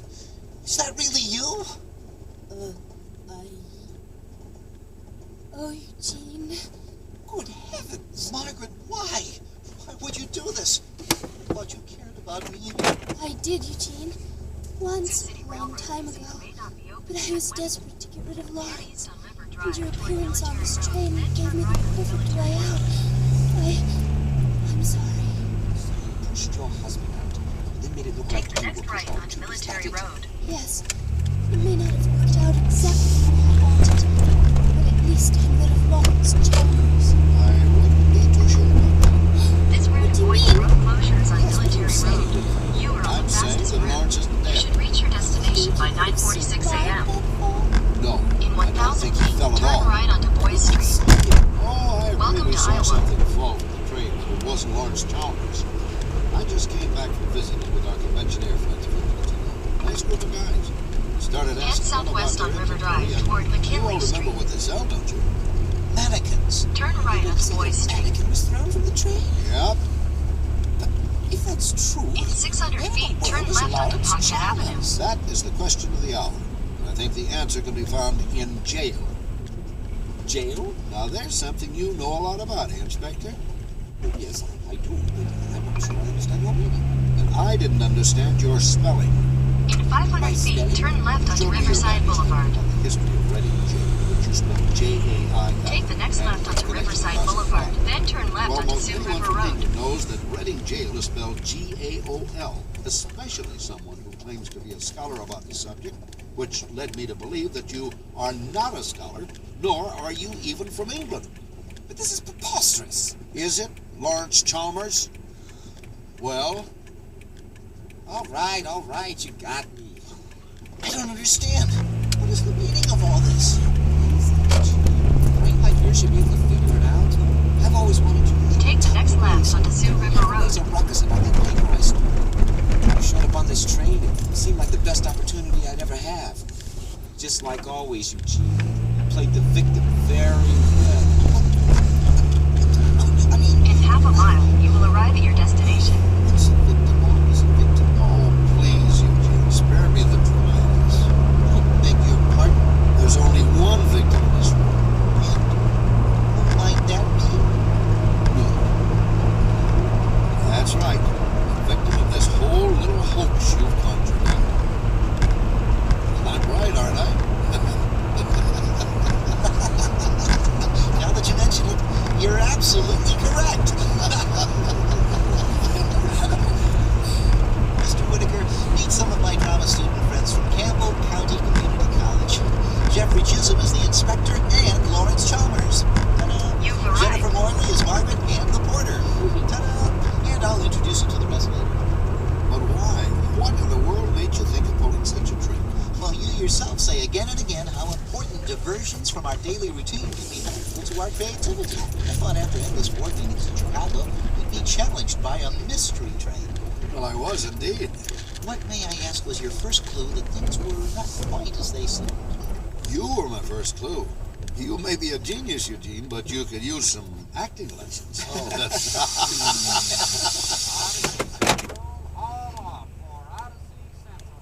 That's us. Shall we return to Wits End for a little celebration of our hoax? Yes. Great, okay. Sorry, but your celebration will have to wait. Police? What is this? I'm sorry, officer, but there must be some mistake. We'll just leave. There's It sure was. Thanks for cabling me, Mr. Whitaker. Oh, I forgot all about that. I cabled ahead to the police here when we thought Lawrence Chalmers was thrown off the train. It was all a hoax, officer. Maybe to you, but not to the Chicago police. What? They checked the spot where you said the body was dropped. And they found the mannequin, correct? Wrong, Mr. Meltzner. They found a body. But that is impossible. We threw a mannequin off of the train. Says you. All we know is we got a wire from Mr. Whitaker saying a body was thrown off the train, and a body was found. Sergeant, take them all in for questioning. We'll let the Chicago police decide whether to book them. Well, book us? Book us for what? For murder. Murder? Hey, take them away. Not Mr. Whitaker. I want to talk to him here. Well, Mr. Whitaker? Well, thank you, Jim. I owe you for this. No charge. How long should we hold him before we tell him you were just playing a trick? Oh, not long. 1 or 2 hours, maybe. You're an ornery critter, John Avery. No, I'm just a believer in breaking up the daily routine.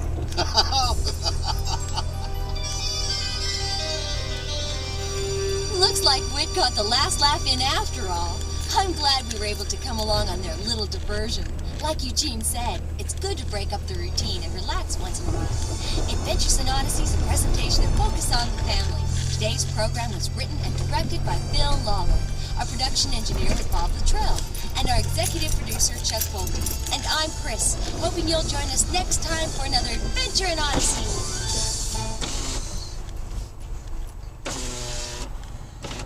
Is this the public entrance, or? Yeah, but we had decided not to open today. Are you deciding to open today too? Yeah, sorry about that. Where are you from? Urbandale, Des Moines. Oh, are you? I got a lot of friends down there. Yeah, I called Wednesday and they said they were going to be open Friday. Yeah, it's just supposed to have freezing rain later, and so it's kind of a mess out here right now. Yeah. If you, I tell you what, you know what? I got to go down there. I started opening things up and kind of got the word that we should probably not, so I just changed everything on social media and the phone. But honestly, if you want, what do you need? I just wanted to see the steam engine. That's what I came up here for. Come on in. Where do I go? Right here. Okay. We're gonna go right here. Yeah, come on in.